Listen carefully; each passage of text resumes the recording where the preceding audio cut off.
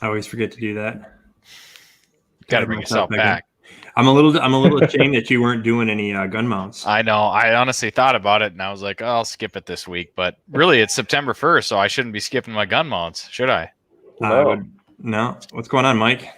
Oh, not a whole lot. Speaking of gun mounts, I was actually telling somebody that trick this weekend that we were taking out a guy that wants to get into upland hunting and teach him about mounts. I said it's a great opportunity to practice. Do you have a point on your wall that you pick, Nick? Well, if I could turn my computer enough, I would show you. I have basically like framed rough grouse prints all over. So I shoot all the birds on my wall over and over again. I always just pick like the corner where the walls come together and meet the ceiling. I always just pick that one spot. Yep, I'll look at that one, and then the classic, following the seam where the wall meets the ceiling. That's a good one too. Yep. So it looks like Ron and Tyler bailed on us to go eat some poppers. Oh, here he comes. Oh, there we go. No, they're not even going in the oven yet. So it looks like a liquor drink, Tyler. You're starting strong. What's that? That looks like a liquor drink. You look like you're starting strong. I only got a couple. I got to go to work tomorrow morning. This is for the second hour. So nice. Dude's got to work tomorrow. I do. I got to work tomorrow, Thursday, Friday, and Saturday, and then I'm off until like sometime in October. Do you kind of? Well, yeah. So I guess you got the finish line is ahead, and it's a nice finish line. I was gonna say, do you not mind working right now just because you're basically scouting too?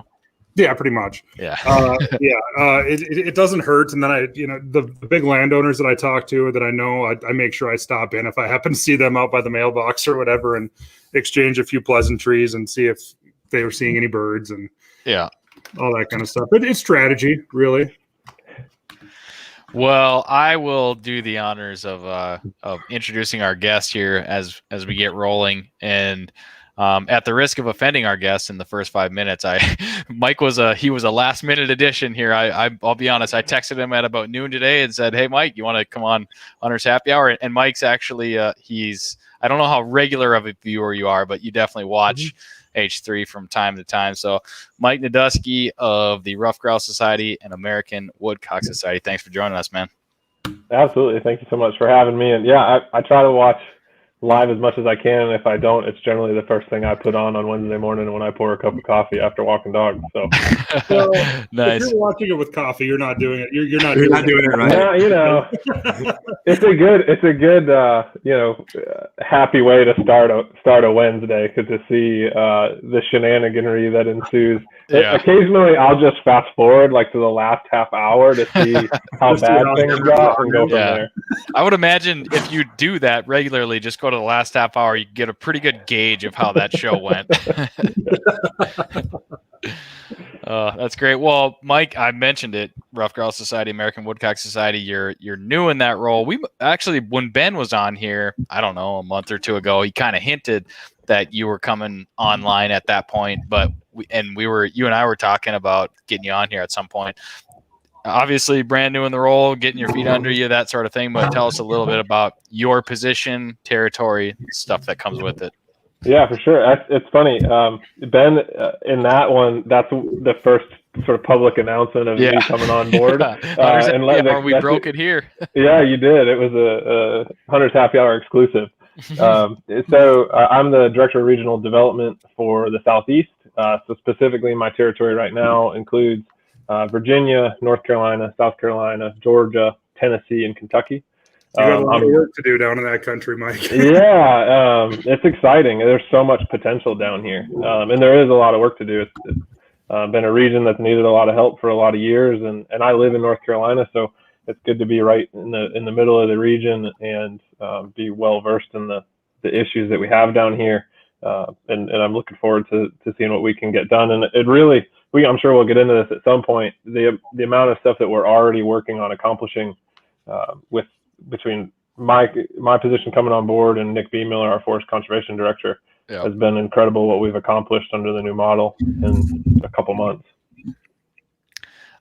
Mike, you weren't a stranger to AWS, RGS prior to, but are you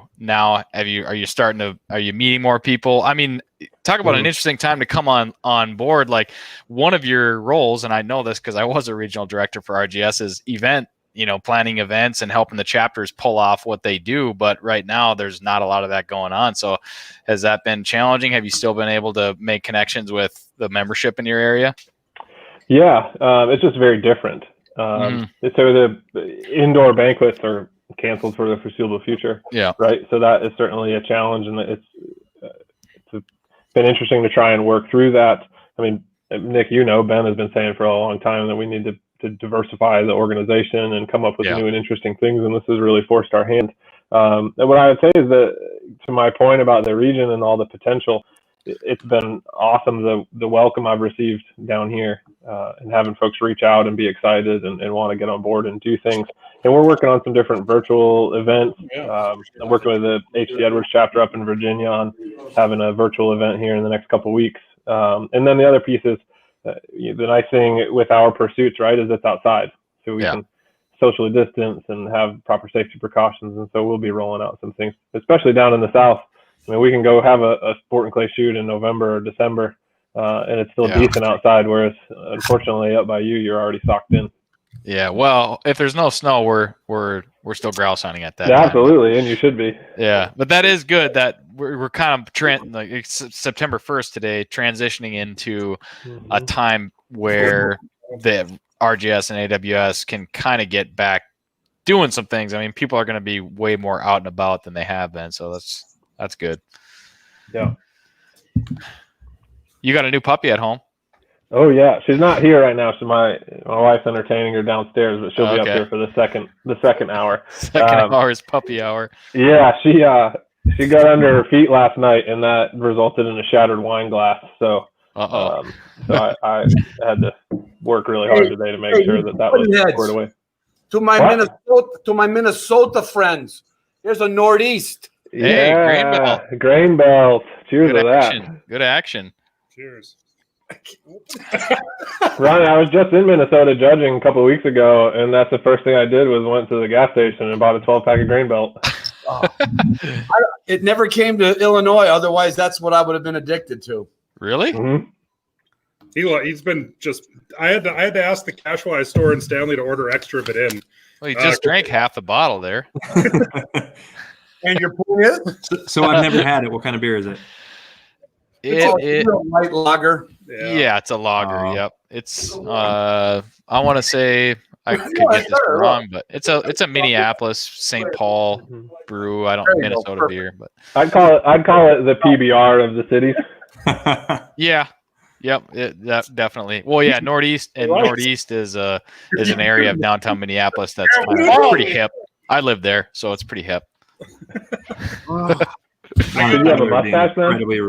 I can't grow a mustache, Michael. Me and Ron have some dove hunting stories from this morning that we'll share in the second hour as well. It's been a day. Yeah. I heard a lot of misses on your part, Ron. No. The gun kept going off prematurely. I don't know what was going on with the safety. Uh-oh. I clicked the safety off, and the trigger would fire. It wasn't my fault. Yeah, right. Was that one of your Stogers or? It was one of them tunes I bought at the pawn shop.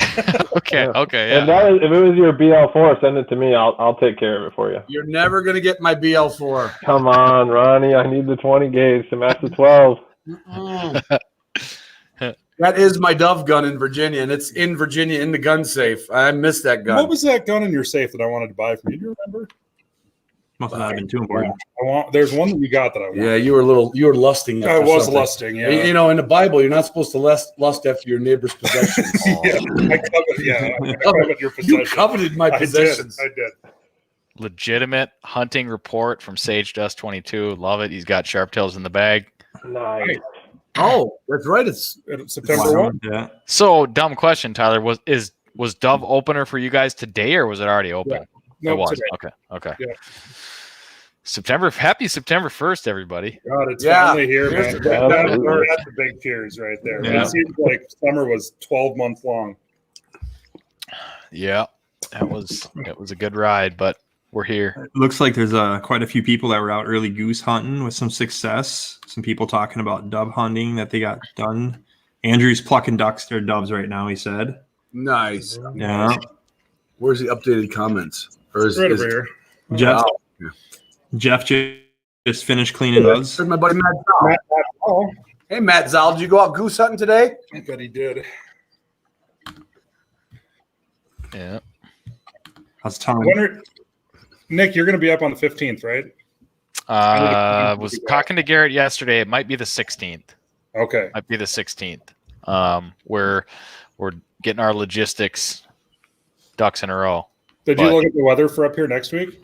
I looked at the weather for Wisconsin for the next couple of weeks because that's my first opener, and however much stock you put in extended forecast, the cooler temps are coming. Mm-hmm. I mean, it looks good. Next week here in Stanley, it's supposed to be a high of 52, a low of 33. Whoa. And then it's going to get back up into like this mid 60s and stay there for the rest of the month is what it looks like. So What do you look at for long-term forecasts like that? NOAA? Weather Channel Weather app. Channel. Okay. All right. I went to I went to school for the weather. I didn't say that. Meteorologic. You can't even I can't say it. Meteorologist? Yeah, that's the position. title, but the school is Meteorology? Yes. meteorology. I had a minor in meteorology. You had a minor in beer. No, I think that was his major. You had a minor hangover the entire time. Exactly. Y'all are making me jealous. It was 80 degrees this morning when I walked dogs in the dark. Oh, Gross here. That's awful. So I interviewed a guy, well, two guys. One guy was in New York and the other was in Texas, and he said it was 110 and raining down there today. And it was their dove opener. Yeah. Well, that's their fault for living in such a stupid part of the fucking country. And Lori's, Lori, if I was a stand-up comedian, Lori would be the heckler. Oh, yeah. Spit it out. Miller Lite-ologist. There we go. Bingo. That is it. Good job, That's the comment to beat for the day. Yeah. I put in for the job at the brewery to taste test. They always take a little taste test from all the barrels. Yeah. I think I could do a good job for them. Yeah, they'd lose so much inventory. They would have been out of business 25 years ago. What is it that you like to say? If you quit drinking Miller Lite, they're going to lose third shift or something? Yeah, they're going to have to lay off third shift. So I went to college in Milwaukee and right down the road, and you get up and go to 8 a.m. class, and all you would smell is that brewery. Like just on those early morning, like if you went out the night before and hit it too hard, if you actually got up to try to go to class, it not good. It did not go well very often. So you learned your lesson to just not go to class, right? That's true too. Sleep it off. Sleep it off. Douglas, did you get out on some geese or anything this morning? No, I was telling Nick this is one of the first openers that I have missed in a lot of years. And then my second question is, where in the hell did you get that hat? That looks like a 1980s hat. From the Flatbed Co. It is First Light. And what? BHA First Light. An English hat. BHA First Light. I have the same hat. Donald Duck. Turn your head sideways. It looks like Donald Duck. You look like Smalls from the Sandlot. I'd take it. Where's my glasses? The second hour just started. Let me get my glasses on. He did get to kiss the hot girl at the pool, so yeah, right. He did. No, that's Quince. That was Quince, yeah. Quince, yeah. I just I'm a little disappointed you haven't noticed my T-shirt. Come on, man, I'm repping the brand for you. Me too. Oh! Yep. Oh, look at that. Sweet, we got RGS and HDP. Yep. Did you guys call each other? Is that an RGS hat, Mike? Oh yeah, it is. I'm wearing an RGS hat. Yeah. I got your wilderness athlete. Yeah, and I got the Onyx. Did you guys call each other and be like, "I'm going to wear this shirt," so you should wear this shirt because no, I just from watching, as Nick talked about earlier, because I am a viewer of the show. I know that Nick almost religiously wears the Pike Gear shirt, so I was like, I can't rock that tonight. I need to put something else on. And I just got my HDP T-shirt in the mail. So I was like, this is a perfect opportunity. Yeah. Are you going to retire on that? Oh Money? yeah, Yeah. oh, yeah. It's rolling down the hill like a snowball. Ooh, He now officially has 3 sold. So Excellent. sounds like working on Bailey that P one was out 2 years ago. working on our hunter walking trails. Thanks, Bailey. Which one should I hit on opener? I was gonna say. Actually, well, I'm going to be in North Dakota for Minnesota opener, so scratch that. Darn right. Well, I'll tell you. Do you guys want a little bird report just between us girls? Yeah, Yeah. nobody else. is Yeah, gonna- don't tell the I want all listeners. Yeah, listeners, So- plug your ears. So Earmuffs. I think sharp tails are probably going to be about the same that you've seen last year, Really? but we are tripping over freaking Huns. That's It's cool. crazy. We've seen a lot of Huns in the last. When you see that many road coveys crossing roads, there's a lot of birds. We were sitting, when we picked up our dove decoys, when we were getting ready to pull out and go down the road, I actually saw a covey of Huns on the road about 80 yards down. I looked at them through the binoculars. I had to drive up and chase them off the road. The one night, and it was almost dark, and it just covered the windshield. Yeah. And then, Matt and I were out doing some shit, and another one right across the window. I mean, like, Yeah. there's a lot. There's a lot of Huns around. I don't hate like saying it, but there's a lot of Huns here. Yeah, it's going to be So- a really good year. So for there's that. a chance that I actually flush a covey when I'm out walking the short grass prairie. Oh yeah, not the short grass. Maybe, but Nick, this year is going to be the first year since you've been coming up here that I'm going to get to hunt with you. Yeah. So yeah. one afternoon, I'll take you and Garrett, and we'll go chase hunts. All right. And I'll take you down to where these guys were at here a couple days ago, and we made 3 walks. I think we moved 6 coveys of Huns, Wow. about 5 miles. Is the limit on those 3? Yep. Okay. No, we reduced it to 1. For guys from Minnesota. Right. Oh. Yeah. For Okay. us, it's still. Yeah. Hey, yeah, that's yeah. all I need, guys. I don't need more than 1. That's okay. I'd be lucky to hit one. Yeah, You know what? I got lucky and hit 1 last year. That's a true statement. In the 2 years that I've been out there, I feel like everybody that I'm like is in camp at the time, like they'll be out chasing sharptails and they'll get a covey of Huns up, and that hasn't happened to me. The only time I flushed Huns is where basically, Tyler, you put us on the Huns, and that's Go park here. yeah. Down the road about 75 or 100 And bring your yards. fishing pole because there's a trout pond down Right. there. yeah. But yeah. The first night these guys were here, we took off just right north of the house here. We told Ron it was going to be 2 miles. It was exactly 2 miles, but it sure felt a little bit. It felt longer like than 4.5. that. But we moved a really big covey about 200 yards. It was in Yeah, it was like Shortgrass a mom, Prairie. dad, and 18 birds. or Yeah, something. it was a big covey, but it was 250 yards from the wheat field, but it was in the Shortgrass Prairie, and they're there. We know where they live. I've been dropping. And then pins we're like looking for crazy. Huns, and then the Sharpies come up by the truck. Yeah, that's right. Yeah, I forgot about that. So we had These puppies are just the puppies were just having overload. Like, what's going on here? So we're out for a walk. It's me, him, and Justin.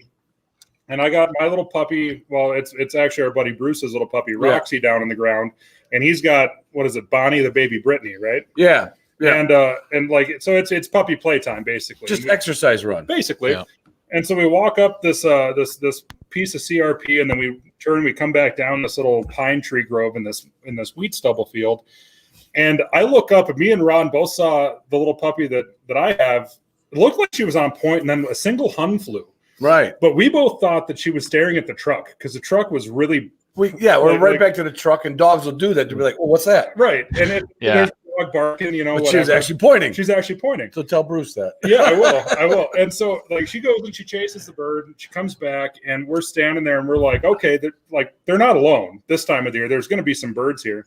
And then it was like 1, then it was 3, then it was 2 and 3. and 3, and like they just kept on going. And that little puppy she'd come up there and she'd just lock up on point. And then we go like 40 yards towards the truck. We're literally 30 yards from the truck. Yeah. Oh yeah. Right. You could have hit the truck with a baseball easy. And like I mean the headlight. sharp tails just start exploding out of this Really? wheat Right. like crazy. Right, we're trying to get to the truck, and sharp tails just keep It was popping, like it was popping, like, popping. it was like a 5-minute popcorn flush. like the puppies are just gone. I mean, they're at this point they're just going crazy. Is that your wife there? No, that's my sister. There's a bunch of people on here that want to see my puppy. She'll be on in the next hour. I think I you have better a, I have a just go get him. 12-week-old puppy. What- You might as well just go get him. Let's see the puppy.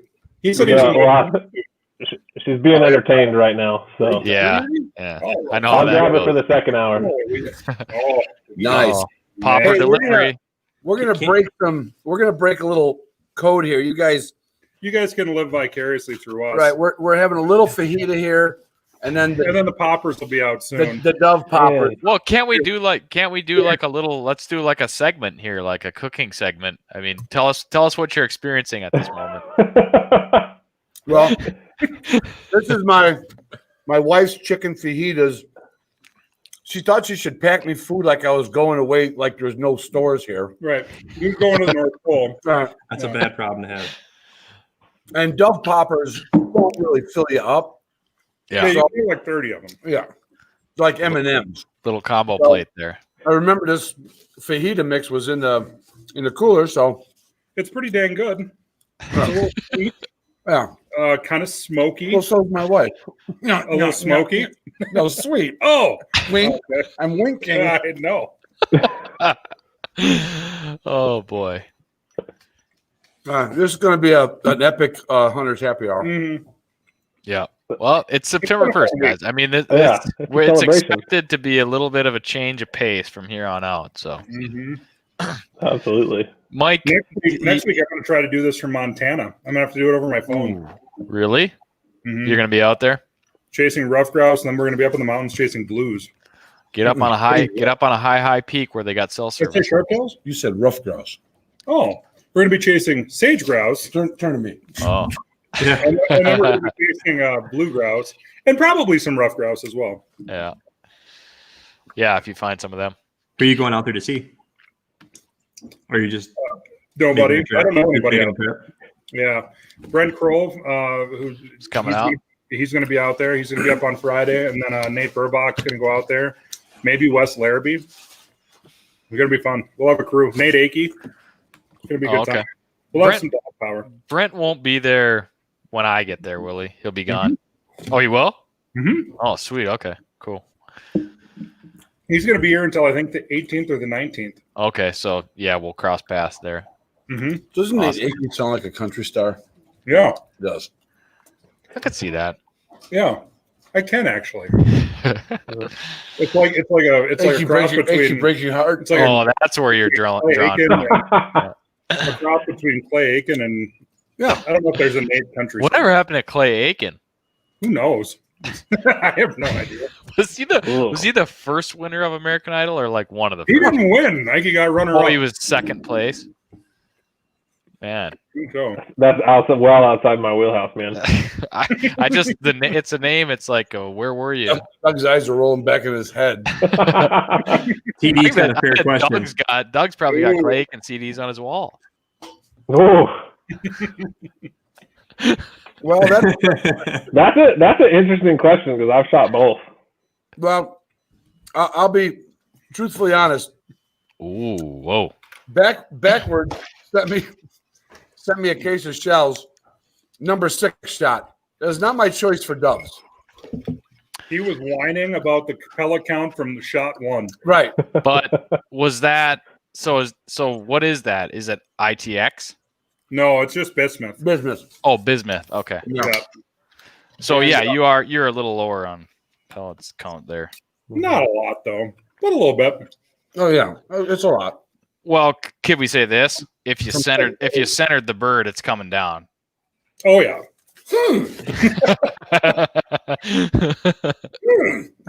I mean, could we not say that? Yeah, Well, Well, you put the just pattern did. where it's supposed to be. well, I brought 15 Boss shells out this morning, and in 15 shells, I got 9 doves and a pigeon, which I'm pretty happy about. And then his average went down. Way down from there. Yeah, I Where'd went. that pigeon come from? He's A barn. Yeah, he messed up and decided to take the wrong path to where he was going to, and He got unlucky. Yeah. He was in the wrong place at the right time. Yeah, he was. But in full using your we're extracting resources from the environment. Mhm. Some of those poppers that are in the oven, do have pigeon meat on them instead of Yes, dove they meat. do. Interesting. Mm-hmm. Can't say I've had that.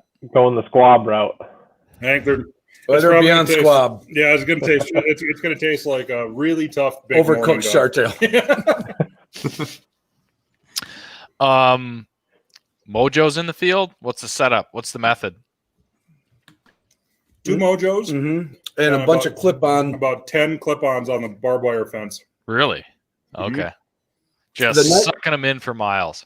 Well, we had one of the first ones. We weren't even set up yet. It landed by the mojo. I'm telling Ron to do it. And he said he didn't have any shells.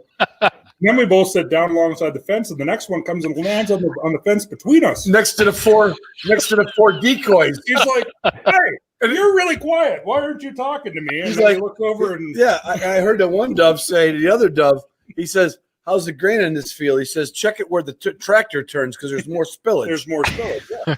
God. That's a smart stuff. That's a smart dove. And then we killed him. And then we ate him. Don makes a good point. So we had a training day down here for NAVDA this weekend, and Don's a member, and he was gunning in a field I was in, and this quail got up. We had Ron. You've done this enough, so you know. Sometimes when you're training, like the bird just flies where you have a really short window. Like you got to shoot it, and you got to shoot it now, or you're not getting it. Yeah. And he was out there with his 410, and he hit this quail perfect. Took just right headshot completely. You know, took it right off. But I mean, you know, you get those birds that you hammer, and the dog looks at you like, Right. there's nothing here for me to retrieve. What do you want me to do? Well, I know Don. I know the name Don, so I can't put a face to You it. met but him down there at You met him when you came down, I bet. yeah, the Brittany's. He was Yeah. Brittany. I knew that name. He's And, out there to hunt. And Like everybody is. he pulled the trigger too early. Let's admit it, Don. But as Nick said, he had the pattern where it was supposed to be. That's right. Good shot, Don. He did better than I did with number 6 shot this morning. Like Yeah. got so bad, I went through a box of number 6 shot. I think I had 2 birds on the ground. Oh boy. And I said, Tyler, where's your number 8 shot back at the? And you had some other Yeah. target loads. Yeah. Federal targets. And I said, cheap. he said, no, I'll get the truck. And he took the truck. We're only 2 miles. Yeah, 2 miles from the house. And he went back and got me some number 8s, and things got better from there. Yeah. It did. So Oh, it did. for Well, con- he actually had a like a Scotch double kind of tonight, Ooh. where it was no kidding. The wind's blowing close to 40 outside. Whoa. It's terrible. Terrible. And so I took Rusty and I went through for a little walk through the stubble field, and I'm coming back up and I see these 2 doves going right towards the mojo, and I hear boof, boof, and both of them go down. And I was like, holy shit, well, that's pretty good. And then I walk up there And and then he's both of like, them wanted to get up again. yeah. The first one did fly away. And We both had to shoot it out of the air again. it was exactly there was only 1 gunshot Just- blast. There was only 1 report. And I'm like, damn it, I can't claim that fuck. So in hockey, I got an assist on the second You one. got So I didn't get a double. I got a 1.5. regarding the question on the screen, I'm going to speculate based on my messaging with Boss and say that Boss number 7s would be the way to go. Would you agree, Tyler? I would. That's what I was shooting today. Yeah. 7s are just a damn good. It's a good load. I used to get herders from Cabela's. I shot them on doves all the time, Yeah. which would be fine for Huns and Right. close Sharpies. But Well, in for rough grouse, for sure, 7's fine. Well, for just for comparison, so I was shooting. I took 15 of the Boss 7s out in the 28 gauge. Well, let me preface the statement.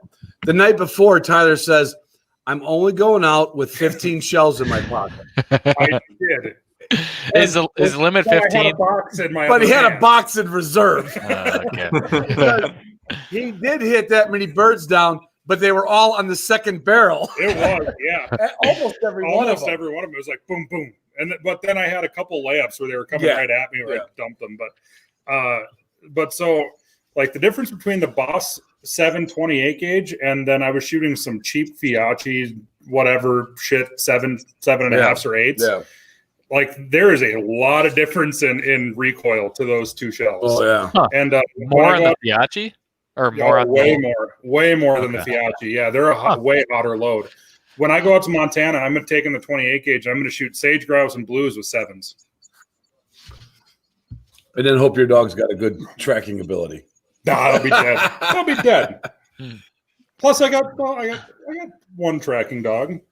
What does this guy say? Boss number 7 and 28 gauge if you wear flannel, a mustache, and a Parker. If I had a Hashtag Parker, hip I uplander. would have a mustache.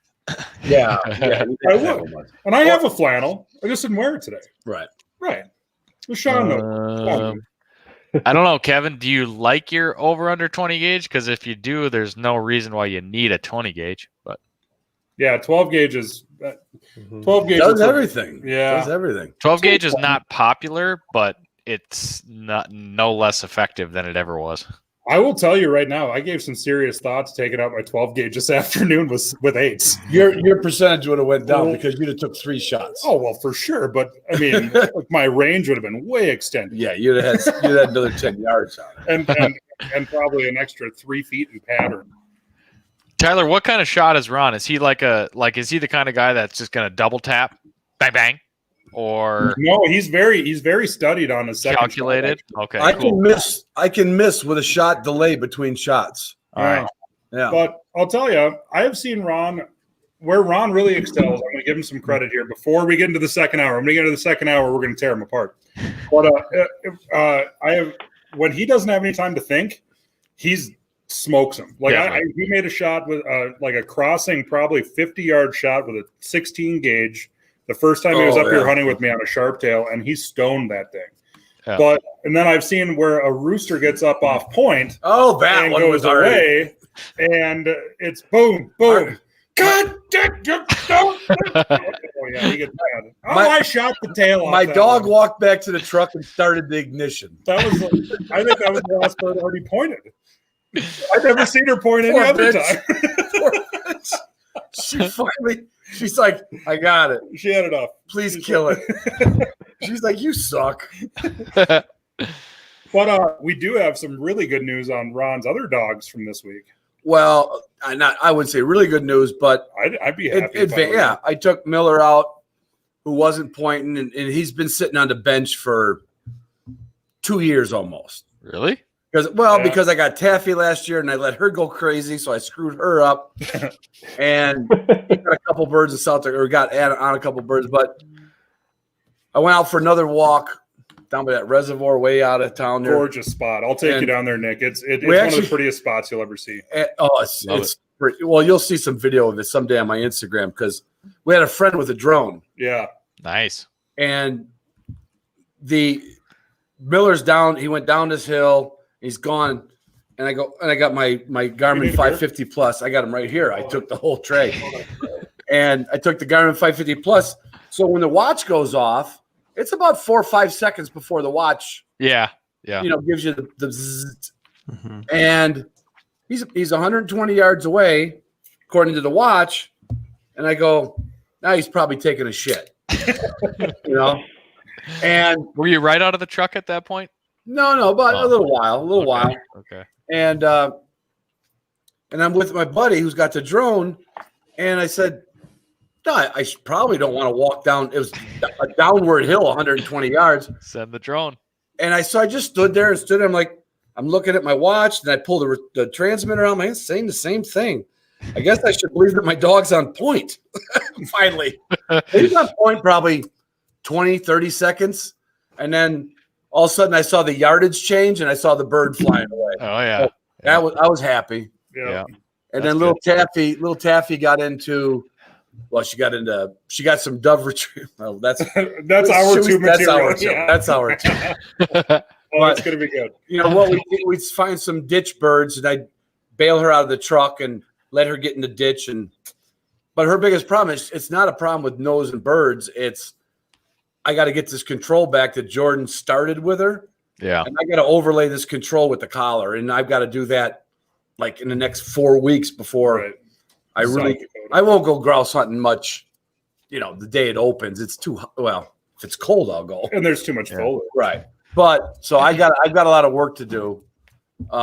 There's no such thing as too much foliage. It just changes your enjoyment level. Just shoot those boss 6s and shoot through. Right. Yeah. Well, the puppy or the puppy. They're not. Neither of them are puppies. No. 2 and 4. But like I said, Miller sat on the bench for a long time. and he had a torn ACL, and I opted. I'm like, you know what? I asked my vet, this is controversial and people won't like it, and he told me that most of the NFL football players in the 60s, 70s, and 80s, they played and lived with torn ACLs. And I asked him, what's the He goes, well, he's going to develop arthritis. There's dogs that run on 3 legs. Right. Yeah. And I've judged them in NAVDA tests. There's one that's a VC, right, Mike? Yeah. Yeah. What's his name out in North Dakota? And out here? Yeah, Out here? by Fargo. Oh, really? Yeah. There's a 3-legged VC. No shit. Oh, yeah. What breed? Wire hair. No kidding. Of course, they don't care if they lost the leg. Yeah. He probably chewed it off. They're like the Monty Python. The arm comes off. He's like, come on. I'll kill you. You take a leg off a Bronco, they're going to be like, ugh. Anyway, so that was a good trip. But yeah, we got some really good footage, and it was a ball. It was a ball. It's been a good time. It was cool though. The very first time we walked that spot, we took Bo and Miller out there. And so Miller got to smell some sharp tails that first time. Yeah.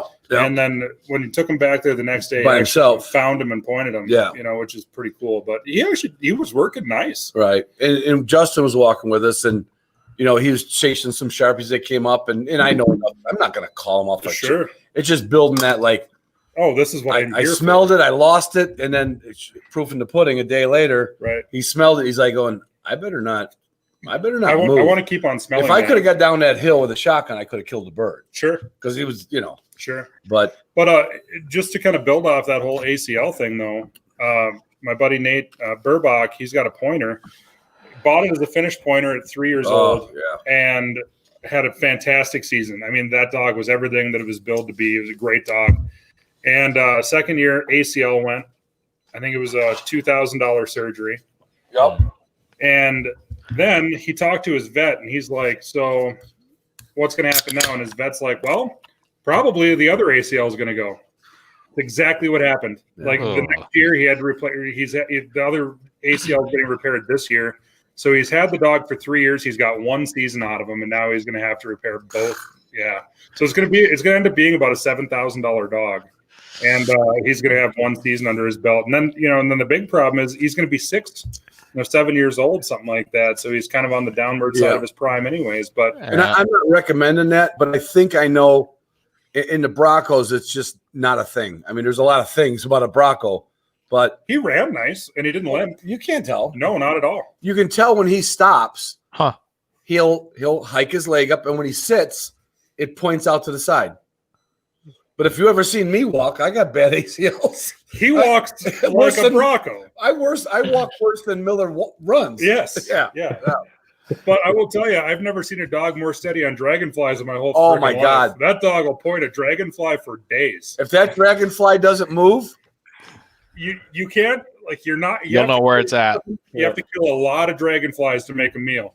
And I don't know what a dragonfly popper tastes like, but if I'm gonna let it go. If they're good, that dog's your dog. You ever got a dog that just rips the dragonflies, just keeps on ripping them?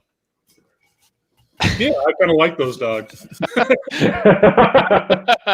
I'm very grateful that in October the dragonfly hatch is not around. That's all I say. Come on, Ron. I thought you were over there like trapping them and putting them in launchers for them to staunch them up. He's got a dragonfly coop. Well, it's a lot smaller. Yeah. They're easier to feed. You don't way less maintenance. Yeah. You got no mosquitoes around your yard. You let them out of the coop and they're killing mosquitoes. Yeah. It's true. There's a lot of benefits there. I'll tell you, there was a guy, can't remember his name. Oh, Jerry. And he bought a Bronco pup from me, and he was working. Doug put that comment on the screen. What is it? Yes. You missed it the first time. Yeah, I did.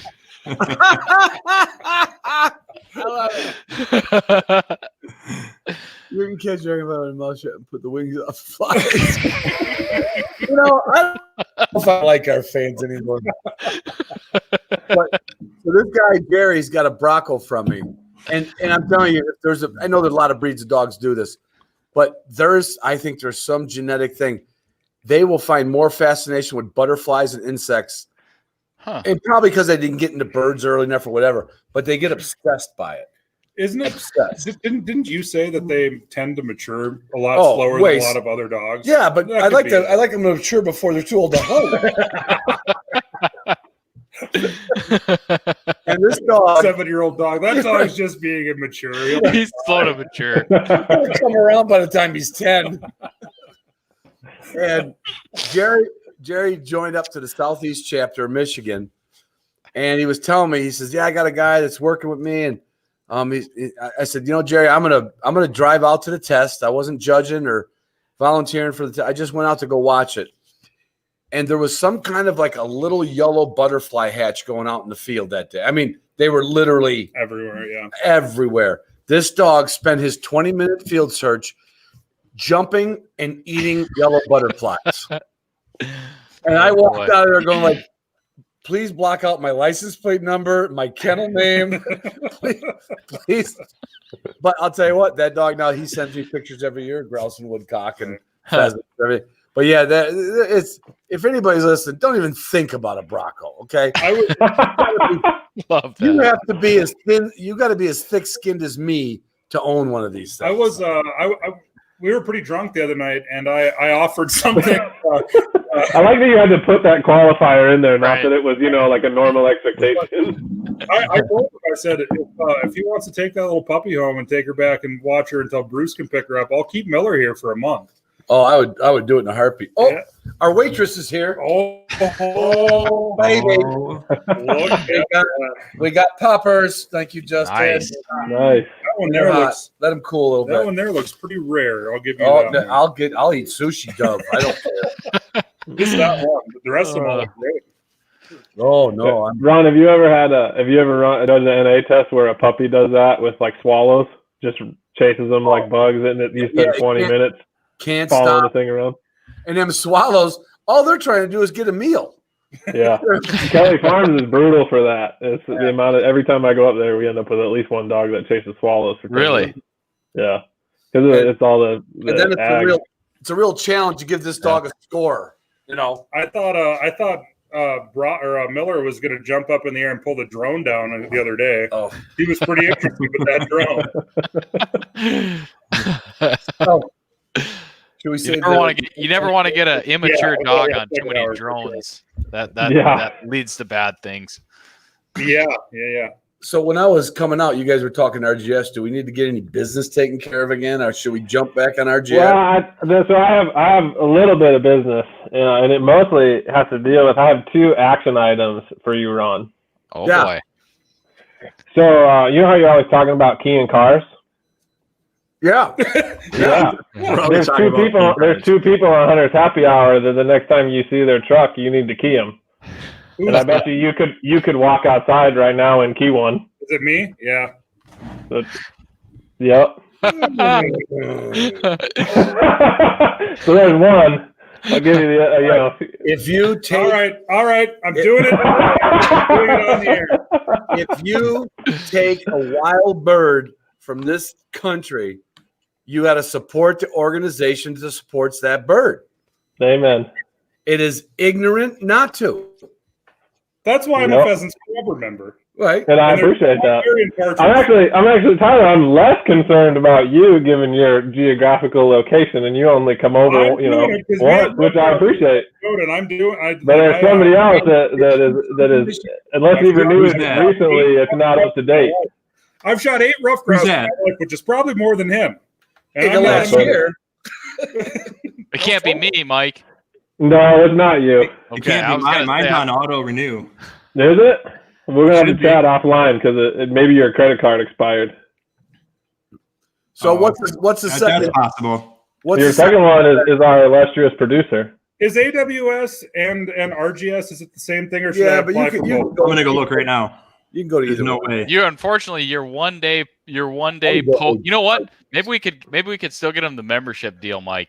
I bet you I could No, pull some That's strings. okay. No, I've been fucking off for too long. I'll do it this way. Yeah, but Tyler, I consider that like that's like your good deed for the day, because where you live, for you to throw your hat in the ring for the rough grouse, I'd say that's a commendable thing. Yeah. But we have rough grouse here, and I'm going to go. You're chase right. them. You're right. You do. I'm going to go chase them this fall. I like it. You boy, Doug. It's not possible. It's on auto renew. I'm going to log in right now. Excellent. Good. It's not possible. So that was really, in terms of business, I mean, I'm happy to talk shop and answer any questions you want. I like but that. I, when Nick asked me to come on today, I was like, I'm going to look this up just to see if there's a good comedic moment to help out. No, I've been thinking about doing it for a while, and I never did. So good. I wouldn't, I'm in development. I wouldn't be doing my job. Yep. Well, you can expense your beer tonight, Mike, because you signed a new member. I am drinking Wisconsin beer. I may or may not have smuggled this home. So. Little spotted cow there. Yep. I was gonna bring up that unfortunately Tyler has just missed out on the fall membership drive that just closed out yesterday, but that was a big push for Rough Grouse Society. I'm making a note to see what I can do for Tyler on. Perfect. Well, thank you. Well, there was a knife. And if you went to the knife, and then if you went to the $50 or $60 level, you got a shirt. Yeah. I mean, talk about the upper levels. That Orvis gift card was no joke. Like if you were gonna be buying a bunch of gear from Orvis or want a fly rod or something. I mean, yeah. So do you know? Did Orvis donate all that? I don't know. Okay, I'm not I'd sure. have to ask Sean. Yeah. That was a nice little bonus. So, but Ron, jump in. I can tell people that I'm sure I'm involved with PF as well, but I mean I'm a little closer to RGS for my geographic location. And on the 12th of September, I'm going to MC a rough grouse from the H.G. Edwards. Yeah, you were in the other room when I brought that up earlier. Okay, and so anybody can bid, they can do raffles. And it's going to be an online thing. Ben Jones is going to come on. I'm going to, if I have to, I'll drive to Pennsylvania and make him play his guitar. And so Mike Carpenter is leading this up down in the Shenandoah Valley. And I met Mike through my buddy Chip. And he's been on your podcast a couple times. Yeah. Yeah. And so Mike runs a couple of French Britneys, which people are like, what? It's a Brittany. Well, okay. It's a smaller Brittany. It's sometimes tricolor. This guy, there's not many people that hunt rough grouse in the Shenandoah Valley in the mountains in George Washington. And he's got legs like a billy goat. And he averages 25 rough grouse a year in an area where people don't go grouse hunting. Right. Wait a minute. I have a problem here. Mike? Yes, sir. It says my email already exists. Well, that means it's in the system somewhere. Yeah, you're in there, but. Well, I will. Okay, continue. I'll keep working. Anyway, so I can always get up with you afterwards too. Be fine. Yeah, Mike's heading that up, and a couple other people, and they've been fantastic to work with. He's the mountain biker, isn't he? Yeah. And that's cheating, but anyway. That's training. So look it up. I'm sure, Mike, there'll be some Instagram blurbs, and you can get it on my. I'll ping you on that, and you can get that up there for sure. And there's other chapters that have done this, but this is the original Rough Grouse chapter. Am I right? I believe so. Yeah. This is where Rough Grouse started. Monterey, Virginia. Yeah. Yep. And I know a lot of the old time members there, so it's going to be a Zoom room live auction, happy hour. So if anybody's listening here and you're as bored as you are here on a Tuesday night, one night of the week will be. It's going to be September 12th. September 12th. That's a Saturday. Yep. Yeah. How's it, Popper? Any good? Oh, good. You had two questions up there, so dry fly. Where this one, and then you had another one in Georgia. So I'm pretty sure he's in with dry flies in Wisconsin. I'd reach out to Swede. To Dave Johnson and chat with him about getting involved. And then there was another one about projects in Georgia. Yeah. So for everybody that's followed along for a while, we changed with the reorganization with the forest conservation directors, and one of the first folks that we hired was Nick B. Miller here in the Southern Apps. I actually had a conversation with him yesterday, and he's already working on stewardship agreement contracts on the Chattahoochee and Oconee, and I have a call in to the regional forester for the southern region, and we're getting a meeting set up with him at the direction of Sonny Perdue.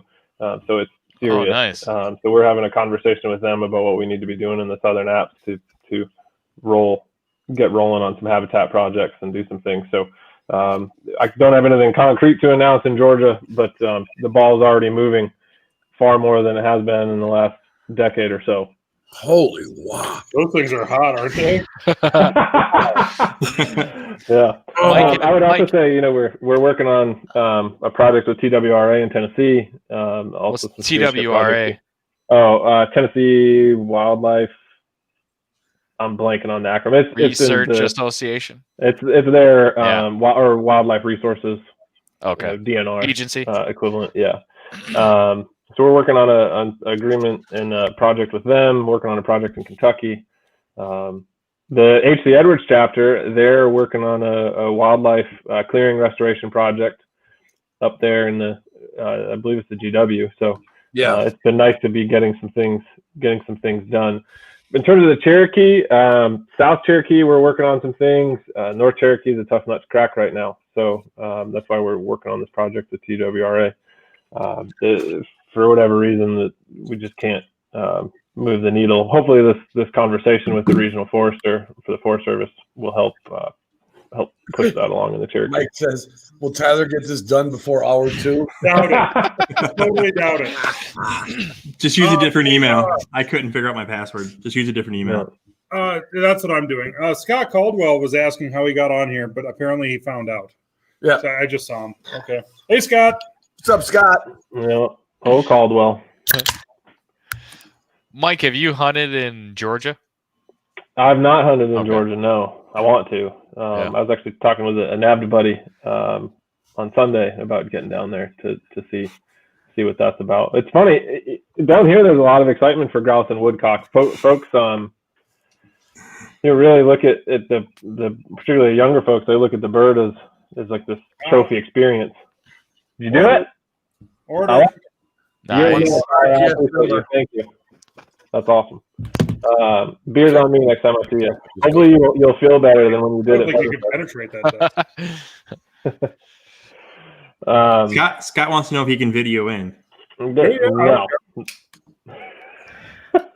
How does he do it? Well, Doug just got to send him a link. Yeah, Doug just has to send him an email Is or a is Facebook message. he's gonna have to send me? He's gonna have to send me one so I know which one it is. I got him. Hold on. I'll just forward. No. Things just went off the rails completely. I'm gonna have to take my RGS stuff off, and who knows what the hell Caldwell's gonna say. I got it. I sent it to him. Man, these are really good, but these jalapenos came from my garden. They are real hot. Couldn't you just get like northern Mexican jalapeno? You have to go like southern Mexican jalapeno. Man, these are South America. Wow. 6 You hours. need to drink more beer. So one squirrel. It's rough up there for hunters unless you're targeting bears or hogs. Well, yeah, that sucks. I don't know exactly where that is. Do you, Mike? It's Chattahoochee's in Georgia. Yeah, it's a target area for us for sure. I mean, how many times has Ben said if we don't fix this sucker in the next 10 to 15 years, they're not going to be there. Well, we're going to be hunting up in Canada. We're going to have to go through the borders and go hunt rough grouse. Yeah. Everybody's been staying at Kevin's house. Yep. Kevin, get ready, man. Start building bunkhouses. Yeah. Caldwell, just to let you know, we're going to be going on break here in about 5 minutes. So you should probably just plan on coming in afterward. Does he have some announcement? Oh. I don't know. It's Scott. Is that attention? It's Scott? That's Rusty Guns. Yeah. Yeah. Gotcha. Is Scott still an apprentice, Mike? Yes, he is. All right. Well, maybe he got a wind of something. Maybe he wants to celebrate it with. Who knows? Are you an I don't apprentice? know that he's had an assignment anytime soon, so who Are you knows? an apprentice or are you a judge? I've been a judge for 4 years. Yep. Good for you.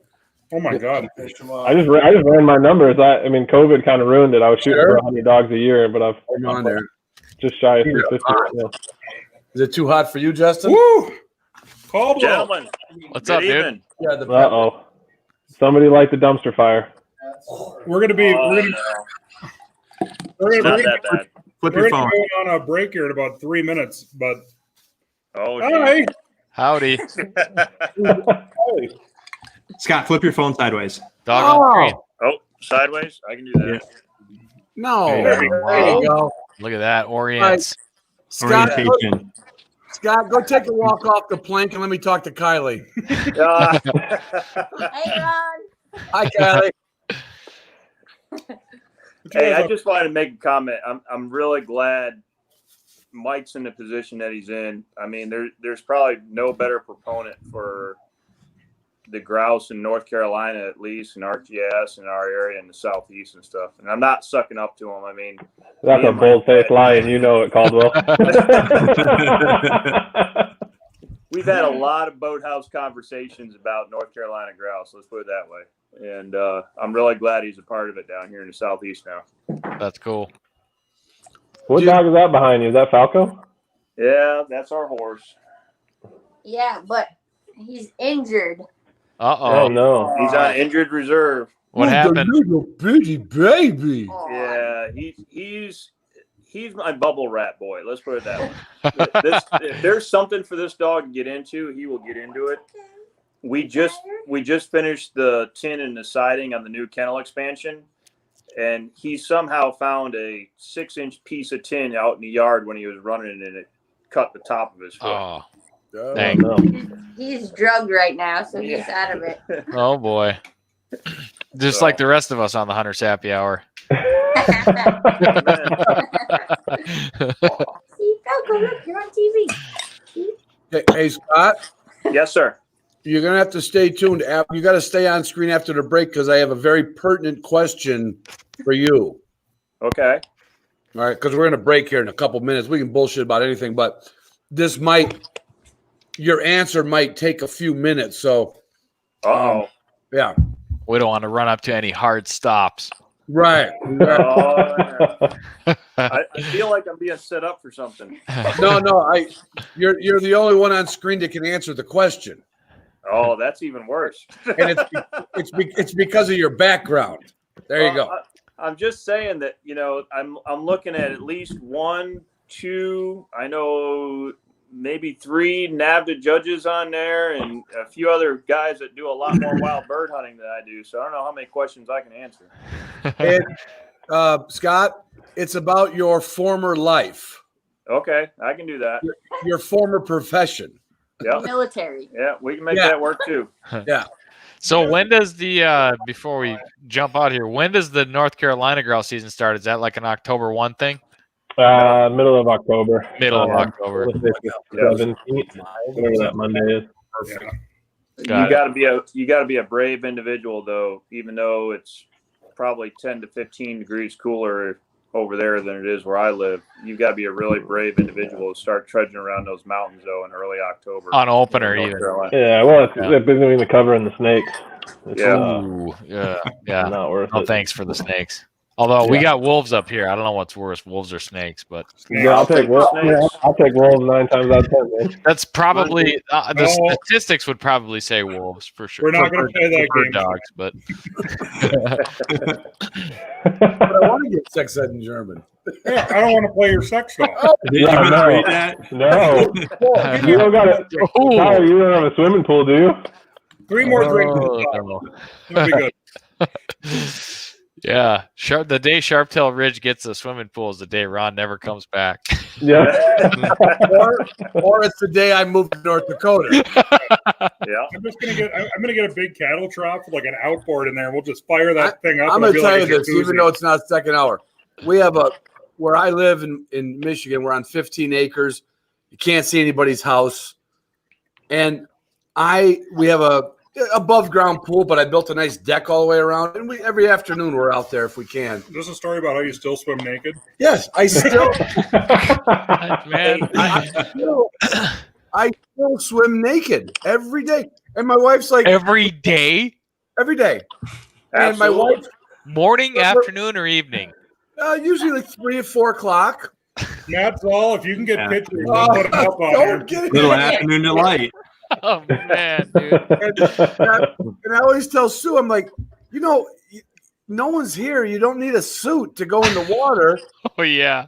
And she just looks at me. She's like, all right, you can swim all the naked you want, but I'm wearing a swimsuit. She goes, personally, I was raised wearing a swimsuit. And personally, she's like, I wish you would wear a swimsuit. That's beside the point, Tyler. I know we've referenced it on like every single show, but this is honestly the first time that we're connecting that you still swim naked. I have never heard that before. Still. Oh, that's I fantastic. literally go out there, take my work clothes off, and I just jump in the pool. We play a little volleyball. We play a little basketball off the pool. And then, You're not alone. You're My not by yourself. No, with my wife. Oh, man, dude.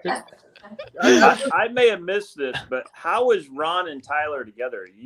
Tyler, you in Michigan, or Ron, are you in? We were going to make an announcement in the second hour. We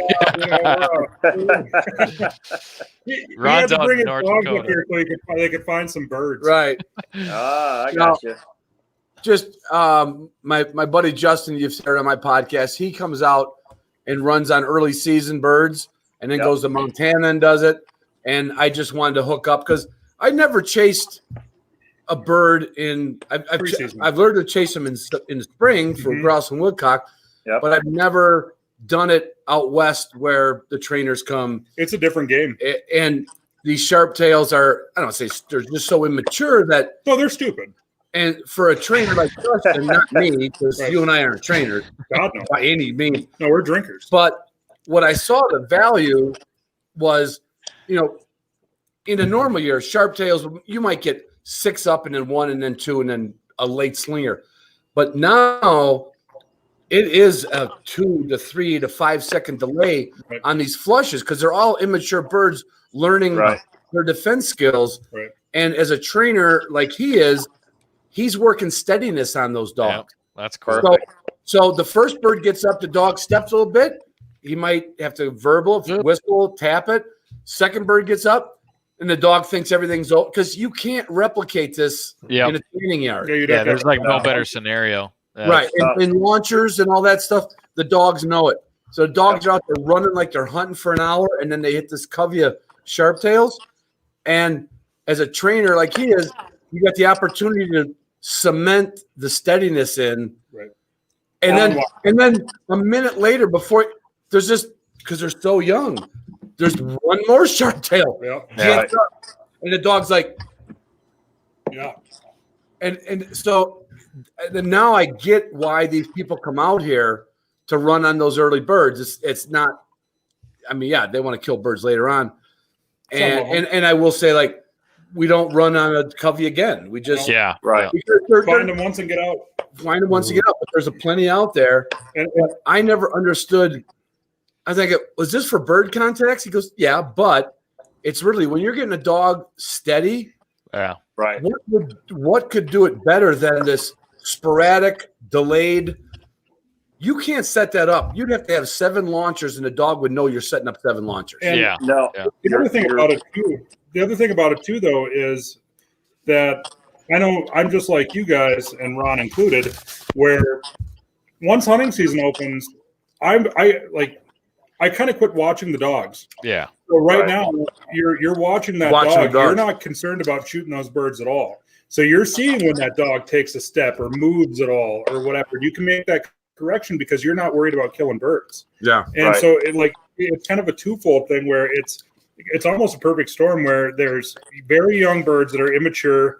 The cover, they're not used to not having all the cover that they usually have when they're growing up. Right. And on top of that, you're not trying to kill anything. So you can really kind of drill down all this stuff, and you can do it multiple times a day with multiple dogs. Yeah. It sounds awesome. I'll give you a little hint. Guess what we're getting this year? A place in North Dakota? No, that's your place. Okay. We've secured a whole bunch of Huns this year. Those are nice. They're going to be a lot spookier than quail and chuckers for sure. Oh, you disappeared. Oh, you're back. We just bumped over our. We did. All right, I got to go pee. Why the? All right, let's take our intermission. Hello. Yep. Doug, you're muted, buddy. I'm back. No, I was just gonna say Oh. Tyler just finished up a video with Ben, who was on last week for doing some scouting on Sharptail. So I'm gonna let that play in the background while Cool. we take a little break, so you guys can catch a couple of minutes of it. Good idea.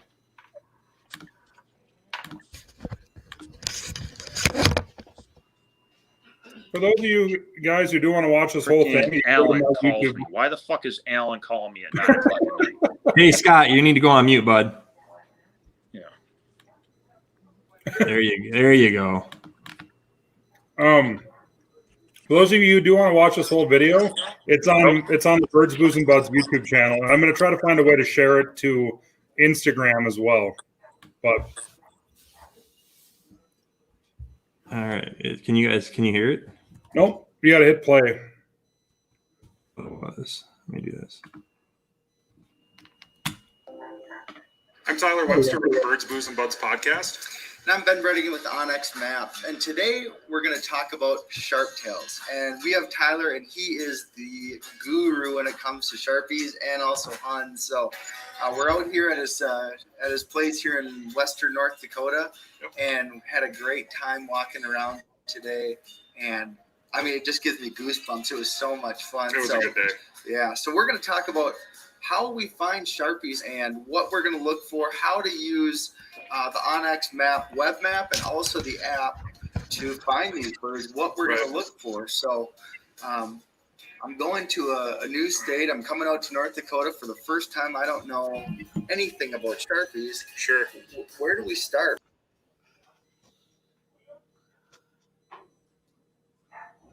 Yeah, we should have tried something.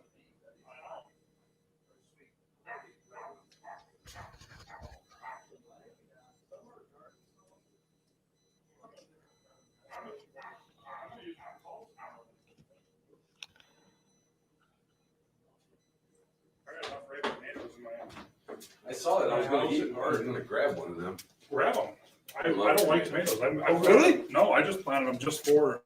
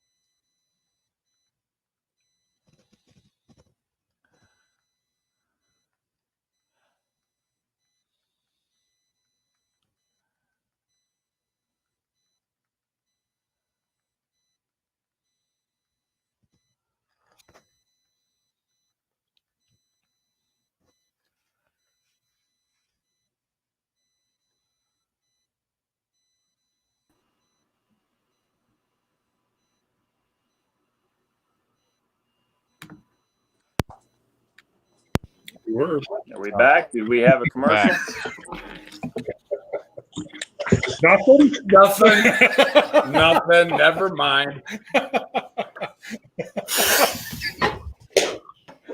It's getting serious. Oh God! Boy. Wow! Woo. I thought that was here for the podcast earlier. Jesus H. fucking Christ. Love you. Okay. Nothing. All right. Oh, there's There's a a puppy. baby. There's She's going to drink my whiskey. Yep. Puppy, look at the screen. Come on, babe. Oh, She's look at looking that, the Mike. whiskey. Yeah. I'll tell you what, right off the bat, you know what I like, Mike? Liver What's head. that? Well, a liver head and Yeah. real long ears for his short hair. big ears. Mhm. Yeah. See, look at her. She knows what's up. Oh, Mike, you just caught Kylie's attention. Hold on. Oh, Put her up There there. you go, Kai. Got to see her. yep. Wow. Beauty. Yeah. Woo. He's a She's a looker. little different than my wire hair. That's for damn sure. 12 weeks, 13? Yep. 12 weeks. Where'd you get her from? So it's from Forest Hills Kennel, which is Amber Glaves, which is south of Milwaukee. She's a friend of mine. When I lived in Wisconsin and I was in the NAVDA chapter there, I helped her train her female. She ran in the Invitational. Didn't pass, unfortunately, in the field. Nice. She's a first-time handler, and the dog kind of got away from her. But it's a mix of that and Hurricane Kennels, which is Paul and Angie Coonan in Wisconsin, too. So she's going to be a fun one, I think. We'll see. When are you bringing her down? I was talking to Riddick, hopefully this week, if not next. Riddick's supposed to be here tomorrow, so. Oh, well, he didn't tell me. So we'll get there eventually. You'll see her. Ron, what was your serious question for Mr. Caldwell here? No, Tyler will probably jump in here, but I got to set the scene. So my buddy Matt's out here who does my website. Yeah. And I said I would love some little snippets for Instagram and all that stuff, So he's filming some stuff for me with his drone, and we go to this spot. So he can stay way back, right, and run his drone. And we get back to him after we're done walking dogs, running dogs, and he says, "Hey, on my phone it came up. It says you are near a restricted area." And I'm like, "Well, what could be restricted out there? There's an oil well over here," and he's like, "Well, I've never seen that pop up on my drone screen before." Wow. And then Tyler so nonchalantly. Well, he asked me. He's like, "Can you why would there be a restricted flight zone around here?" And I was like, "Well, I thought for a second. I was like, well, it could be because there's a Minuteman nuke right over there." Yeah, right. That's exactly what Missile it is. silo. That would be what it is. I don't even think about it, But Tyler sees them all over here. He goes, "Yeah, there's probably a Minuteman's nuke site over here." That's pretty wild. They're dialed into the drone stuff. I mean, that's probably a requirement. So Scott, yeah, if you didn't cross into their zone, you probably don't know artificial intelligence of the military. Maybe you do, but how did that thing tell his phone that they're in proximity to an area? And did somebody in Virginia in the mountains, did they already gather the information off his drone? How does that work? No. So all the drones, every drone that was manufactured after 2009, okay, because they are actually all GPS coordinated, and they they run off of GPS. So there is basically pre-programmed no-fly zones for anything around aviation, any type of military, certain military locations, anything along those lines. And basically what happens is if you fly your drone in that area, and there's actually areas around certain aviation, like we'll talk about, like, your basic airports and stuff like that. Yeah. The drone won't even connect and won't even fly. Mm-hmm. A lot of your they could disable it. Yeah, it's all disabled and stuff like that. So you can't even get your drone to get off the ground. Okay. So we are close enough to where his drone would operate, but they gave him a little warning. Yeah, exactly. That's crazy. So if just by accident, because I'm telling you, if I was here, all I would have saw was a 10-foot cyclone fence. I wouldn't have known. It's basically. It doesn't say this is a Minuteman. Welcome to the Minuteman nuclear site. Right. Right. It's basically a 1 acre owned by the government of the United States is basically what it says on X. So what happens if a guy was just bird hunting and got too close to that fence? I mean, does a Black Hawk come down and wipe you out? No, nothing like that. I mean, it's not, especially a site like that. It's not protected to the point where you can't get within 100 meters of it or anything like that. I mean, they're pretty diligent about it. There are probably some proximity and some motion sensors on the fence, so that if somebody went and grabbed the whole of the fence and tried to climb it, somebody somewhere would know. It's not an issue. It's just basically a warning saying, hey, just don't be flying your drone over top of the thing, stuff like that. Well, we didn't know. We're like, maybe we should just get the hell out of here. And we're like, well, if they already know we're here, we're pretty sure they could track us like one of those movies, you know? Yeah. And then we'd look guilty for peeling out of there. Yeah, it's like a scram. So The Tar Heel folks don't mess around, Ron. Like I mind my manners when I'm down there, just because you never know who's capable of killing me about 15 different ways. When you see those guys move a nuke, that's when you know how serious they are about it, because they have 4 Blackhawks all the way around it. They have highway patrol, state police, county sheriffs, and then they have like 4 Humvees with turrets on top of it, just to move one. So we went. The person to talk to is Blake and Stacy. I mean, Blake was in to counter WMD, and Stacy, that's all they did for years and years and years. Yeah, my second cousin Al, he was a colonel in the Air Force too.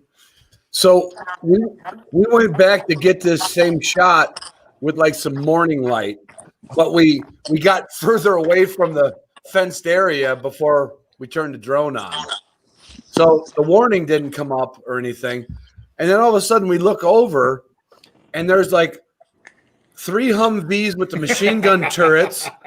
And now we're thinking like, they're coming. They know we're back.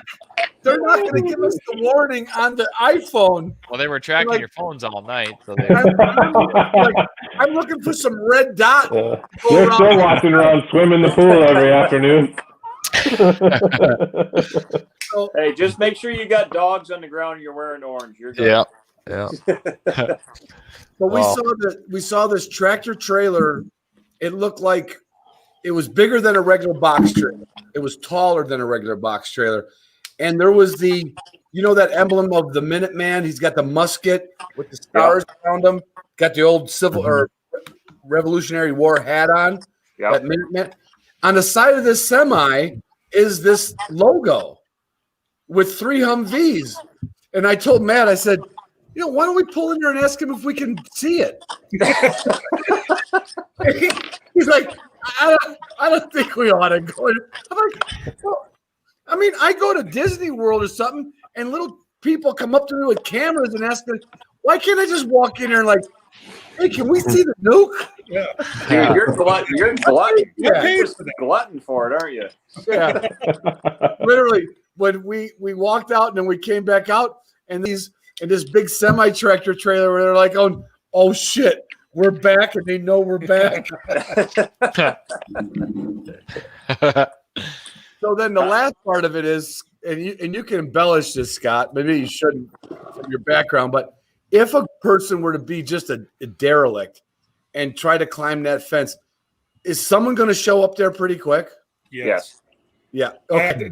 There was actually a person up here in North Dakota. I think he was some sort of a priest or a reverend or something like that, and he wanted to demonstrate. He was being like a protester. Yeah. This is about 5 years ago, and he went to prison. Oh, yeah. Really? Oh yeah, they arrested him. Got to make an example of them. They don't have a lot of sense of humor when it comes to nuclear weapons.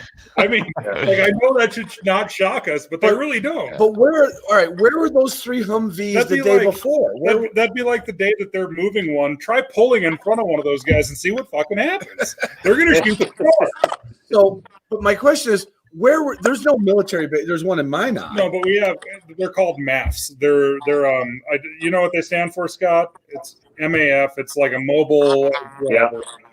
It's where the circuit. It's where the missile cops live, and they have a grid of things that they take care of. So they're just stationed in the general There's one area. right over here. Is there? Yeah, between here and Palermo. Yeah. Yep. Their whole job is to literally sit 24 hours and watch screens and just basically wait for something stupid to happen. Oh my God! You could go 20 years in North Dakota and not ever have to. But you're paying attention. Yeah, but you kind of need to make sure it works that one time you need it to work. Yeah, it's almost a dream job to be on that team in North or South Dakota during this year and like not have a whole lot of responsibility other than like when a little beeper goes off and they basically drive around in Humvees and look at birds is what they do. Exactly. They should be bird hunters. They should be. I don't know if you can shoot birds with a 50 caliber on a turret over on top of Well, them. it's not practical. So, Challenge accepted. so I'm going to get in trouble for this. And- but I will tell you that we had a lady contact us about our dove hunt this weekend. And like, she was like, can I bring my AR? And I'm like, oh no. Oh, no, boy. no. Not approved for dove hunting. Not approved for dove hunting. That's a bit heavy. I would say that, first of all, you have to be a really good shot. Second of all, there's downrange ramifications there that would probably not exist with a 12 gauge. Especially at where I live. Yeah. Everyone wear a plate carrier. Yeah, that'd be a bad day. Speaking of downrange, it just got me thinking. I don't suspect that you guys have listened to my latest podcast, but something came up in there where we were talking about. I was talking to a guy from California, and they have a lead ban out there now, right? So we were talking about that, and he said at his shooting range he can't shoot steel shot. You can't shoot steel shot at the shooting range, and I was perplexed about it. Of course, he didn't really know the answer. I said maybe a listener will email, and a listener emailed me in and said that he believed that they have rules against steel shot because of fire hazard. No. Does that make any sense to you guys? Yeah. So Mike will know this because he ran a tournament with me. So at a range, it depends on what they're using it for. So if they're you're talking out of an AR, yeah. Well, not out of an AR. It would just blanket on shotguns if that's the case, though, maybe, right? So, Mike, if you remember the range in the tournament that we ran, okay, there's a ban on steel shot for shotguns because the shotguns utilized for like 3-gun or multi-gun competitions and stuff, most of your targets and hard targets are within 25 yards. If you start shooting steel shot at a steel target at 25 yards, guess what you're catching back? Yeah. You're eating pellets. No, that's right. Didn't that go out? Didn't somebody shoot a steel round that day? Exactly. Mike remembers, like, there was a whole gallery of about 15 of us behind there, and this guy stepped up to the line, and he had bought 7.5 steel shot from Walmart, didn't realize it. He started shooting dojos and freaking steel plates, and like we're all just hammered, just freaking getting blasted. Wow, that makes sense. Probably 10 to 15 yards behind them at least. I didn't think about that, but yeah, of course you're going to get. Yeah, I think the guy that emailed, I think he might have mentioned that, so that does make sense. Yeah. Yep. I listened to the podcast you did with the Heller boys. That was a good one. Oh yeah, those guys are fun. We were talking about that earlier. That was a really good one. Yeah. That was a good episode. Well, they can talk grouse cover for days, and that was they can talk anything for days. That's the best thing. Yeah, pretty much. Yeah. They're probably Mike, when we going hunting with Nick and Adam? That's a good question. Come on, whenever. Let's do it. All right. Yep. I'll get Mike, with you're coming up to Wisconsin this year, aren't you? Yeah, November or not November, October. October. Okay. I might make Minnesota if I'm lucky. Okay. Or I might just make it a priority. For sure. Milwaukee, right? Which is no birds. Yeah. There's no point. What's that? Does Milwaukee even exist anymore after this last weekend? I think so. Okay. I think I would probably. I'm thinking that if you're going to go all the way from where you live to Wisconsin, you should probably just go to the slide a little further west. Just go to North Dakota. That's fair. I mean, that's 8 hours more. But yeah, I mean, if you're going to drive 25, you might as well drive 30. Don't be. I'm not opposed to driving. So I had 2 judging assignments at the beginning of August, and I drove from here to Nebraska, judged in Nebraska, drove to pick this micro terrorist up, and then in Milwaukee, and then drove to the Twin Cities and judged there, and then drove home. So yeah, I don't mind burning rubber and gas mileage. You should come up late. I still got to talk. Nick's never been on an actual pheasant hunt before, and he needs to come out to North Dakota late season and go chase some pheasants in the snow. So I'm going to connect the dots for Mike here. Mike, we've got a new Rough Grouse Society member out there in North Dakota. There's not a chapter. I'm thinking a development trip. You just take it, on your own initiative, development trip to North Dakota. See if we can get a chapter going out there. Even better, I mean, he's an entrepreneur, so he might be a major donor prospect. He could be a major. I mean, we were talking life sponsor at this point. At least. Hey, Yeah. speaking of which, hey, Nick and Mike, how can I help down here in North Carolina? I know I beat up Mike a little bit about it, but on the serious side, between the kennel and what we do down here and the chapter and stuff like that, how can we help with the Southeast down here? Well, for one, I mean, yeah. So, I mean, you and I have talked a couple of times. Once COVID calms the hell down, we can have some events and stuff out at your place for sure. I mean, you and I both know there's plenty of folks that chase a lot of woodcock in the Central Piedmont. So if anybody out there is listening, connect with me or connect with Scott over at Rusty Guns Kennel. I really would love to get a Piedmont chapter of American Woodcock Society or two. I mean, the Central Piedmont in North Carolina is pretty big, so it could sustain more than one chapter. And really, the other part is, I mean, we just went through that Pisgah Nantahala Forest Plan revision. So keep it on the Forest Service to uphold their end of the bargain so that we actually get some legitimate habitat down here for rough grouse in the mountains. All right. Yeah, I want to answer Pete's question here. Unless he's got a DUI and he doesn't have a driver's license, he should drive west into Iowa. Mm-hmm. Absolutely. In Illinois, for sure. Yeah. There's the beauty of Iowa, besides they don't have a lot of public land. They got some walking areas, but you can hunt the road ditches in Iowa. And Really? from what I'm told, southern Iowa is really doing good on quail.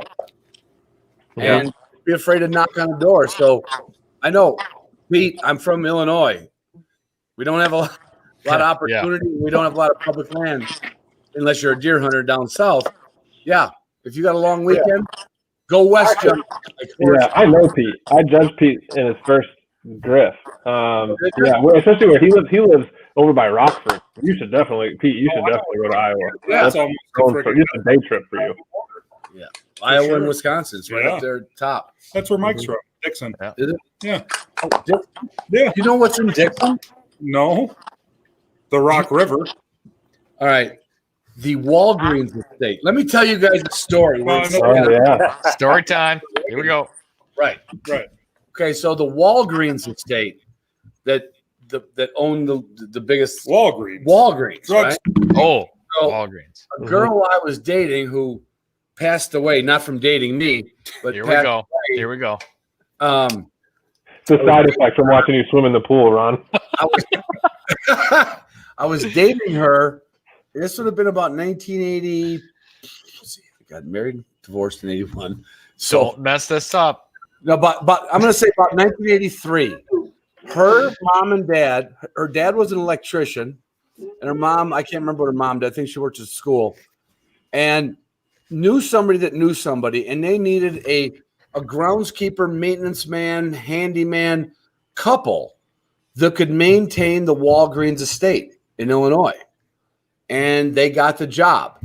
So, like, her mom and dad, I mean, the Walgreens estate's like going to, whatever level of millionaire estates you have. Old. Gorgeous. And this place is old. This place is built before the Civil War. Okay. And they got outbuildings and guest buildings. And, I was shitting in high cotton. And so we get to go in the main, the big house, as they call it. And it's not it's not a plantation. It wasn't the South. It was the North, but it was just a very rich family. And I get to this one door, and Debbie and I are kind of slapping each other on the butt a little bit, just walking through the house, looking at all the antiques and the portraits. And there's a room that Abraham Lincoln slept in the bed that Abraham Lincoln slept in. Yeah. No way. I'm going to leave the rest to your imagination. Oh, my God. Come on, Ron. You did not. I did not. You did not. Oh, my God. I feel like there's a Lincoln joke in there, but come on. You said Dixon, Illinois. I would have. How is that not one of your go-to stories? Yeah, that hasn't been on the podcast. Could we call that like Out with a Bang or something? No, because it was like I'm like, oh, Dixon, Illinois, Debbie Hayes. I shouldn't have said the last name. Damn it. Can you put the last name? Anyway, yeah, I got to hang out with her, and don't worry about it. Nobody hears. It says Abraham Lincoln slept here. So did I. at that. Slept. Slept. But Yeah. Unreal. The old Walgreens estate. Yeah. That was cool. Ronnie Dane is like a upland bird and dog training international man of mystery. Yes. That's Yeah. how I was wearing.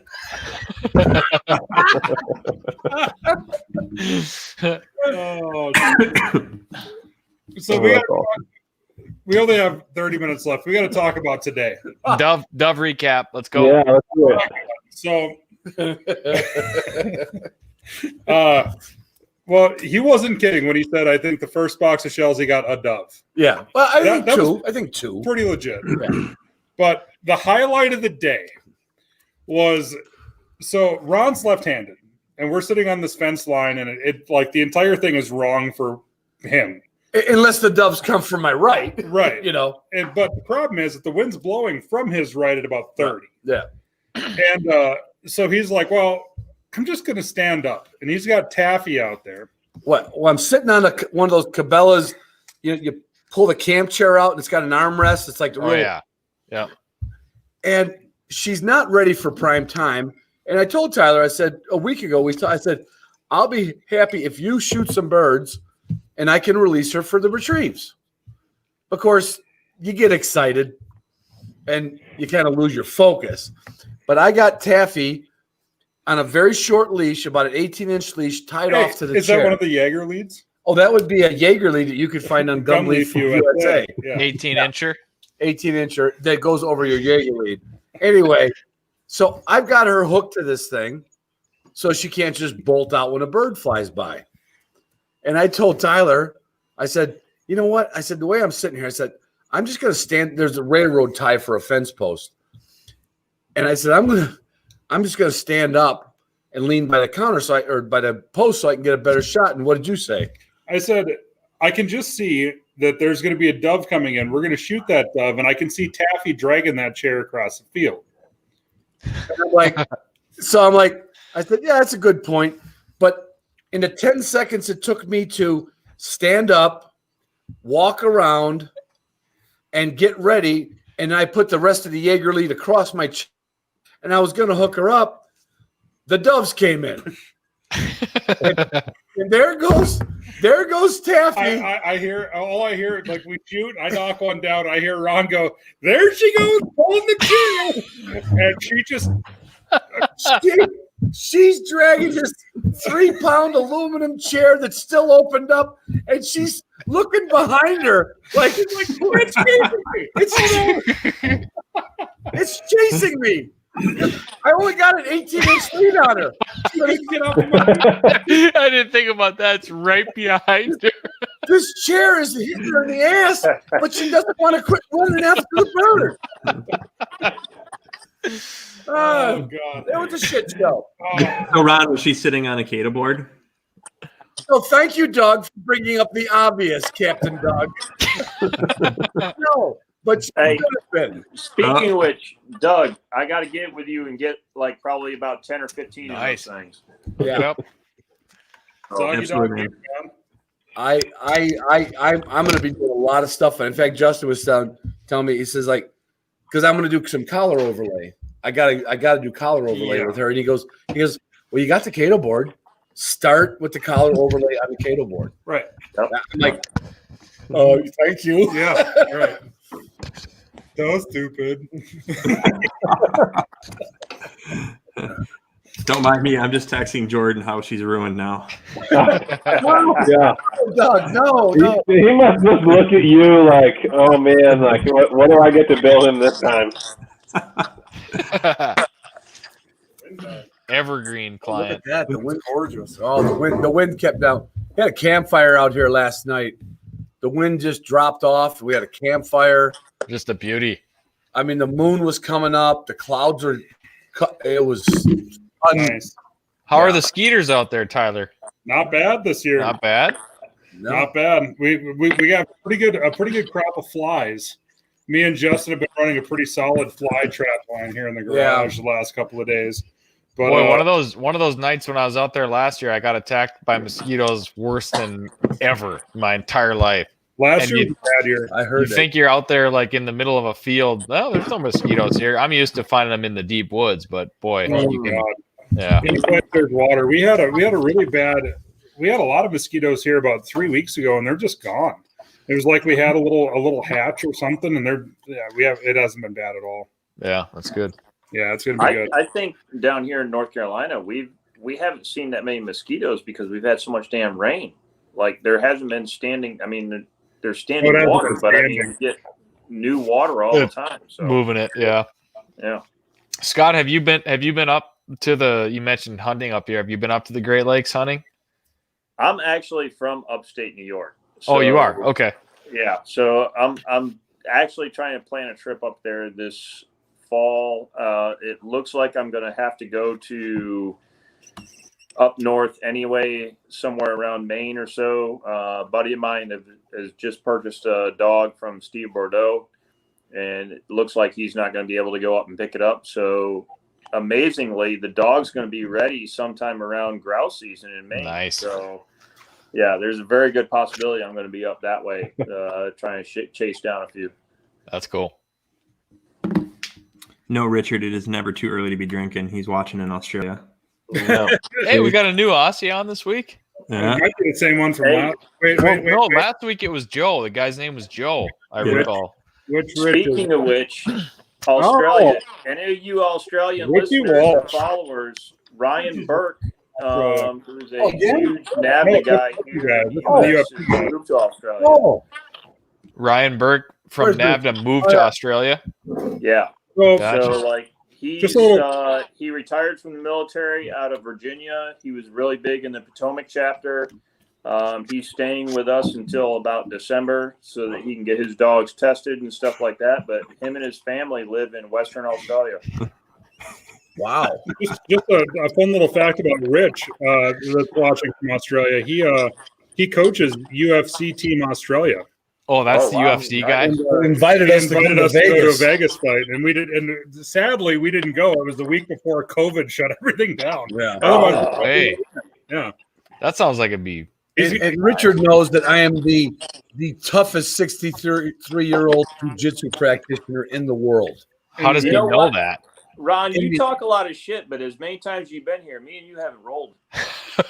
You're right. I don't think you want to roll with Scott. I'm just saying. Scott, as long as you don't have any knives on you, we'll roll. We'll roll. We'll get Scott a couple bourbons in him and even the playing field, and we'll get all the furniture out of the boathouse and cut him loose. Because you got to remember, when you submit me, or armbar me, or choke me, I'm going to go, well, yeah, you're young. You just gotta hope he doesn't get a flashback and kill you. I'm not that. Well, I'm not I mean, that that's the problem. I mean, but I'm going to want to coach it. I'm going to want to referee to, like, hey, let go of him. well, we're Let go. certainly going to want to have a camera crew there to watch as Ron goes rolling out the boathouse into the lake. Yeah. Can't swim. Can't go in the lake. Well, not if you're wearing clothes. Hey, are you I mean, guys that's coming the down way. this year or not?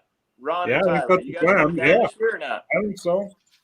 February, Wait, right? Or January? wait, No, it's got to be wait, February. Flugen dog just threw up on a couch. What's that? Logan. As in, Oh, F-bomb. fucking Flugen. Oh, Ron fights naked too. No.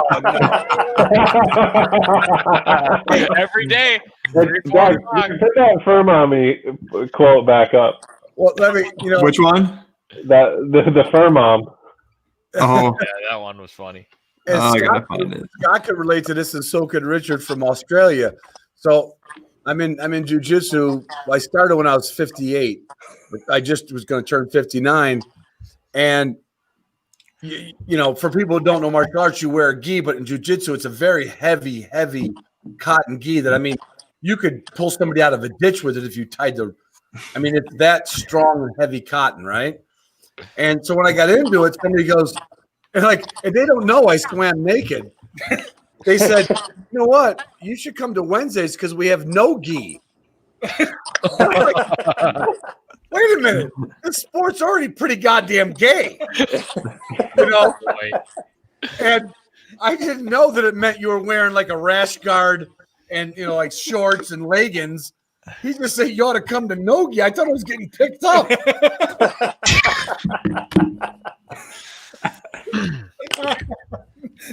Hey Scott, Ron's gonna bring the Dutch assassin down with him, so might level the playing field. That's right. One of Doug's buddies, like a bad mojo. Really? Really? He's wrestles, or he goes to nationals in Nevada, in Las Vegas every year. His name's the Dutch Assassin. Is that really it? Yeah. Do you realize a I person thought like just that? that he was cheap. Like, you wouldn't pay I'll for ask. it. I mean, that's not a lie. Jeez. You're gonna have me plussing up my team over here. So anyway, now where are we at? I don't know if who I have any knows? more shit. We got 20 minutes. Did we get the full Dove recap? I was gonna say, I'm pretty sure. Okay. Well, I'll nutshell it. Ron shot shitty. I shot also shitty. You shot good early, and then you shot shitty. Then I shot shitty. Yep. His dog pulled a chair. Rusty retrieved one dove. Right. And almost ran through a fence. Oh, I forgot about Miller. I should tell him about Miller's dove. Miller got a dove? Oh yeah. When Matt and I took a Oh, walk. yeah, I didn't hear about that. So I was just gonna I wanted to go, the wind was getting bad. And I said, I just want to, I've never hunted early day doves. In Virginia, it's noon, right? Right. And so I don't know what their patterns are. I assume it's a little bit back and forth, which it is. So I said, let's go over there. We're about noon and 1 o'clock. And we didn't see a lot of birds flying. It was a good spot to give Miller just a good exercise run. And a lone bird gets up, and because again, I didn't see it coming, so I could hit it. Boom, spank this dove. It goes down. Miller's never dove hunted. Miller doesn't know what he's doing. And finally, he smells it and goes after it like a groundhog. Just oh, no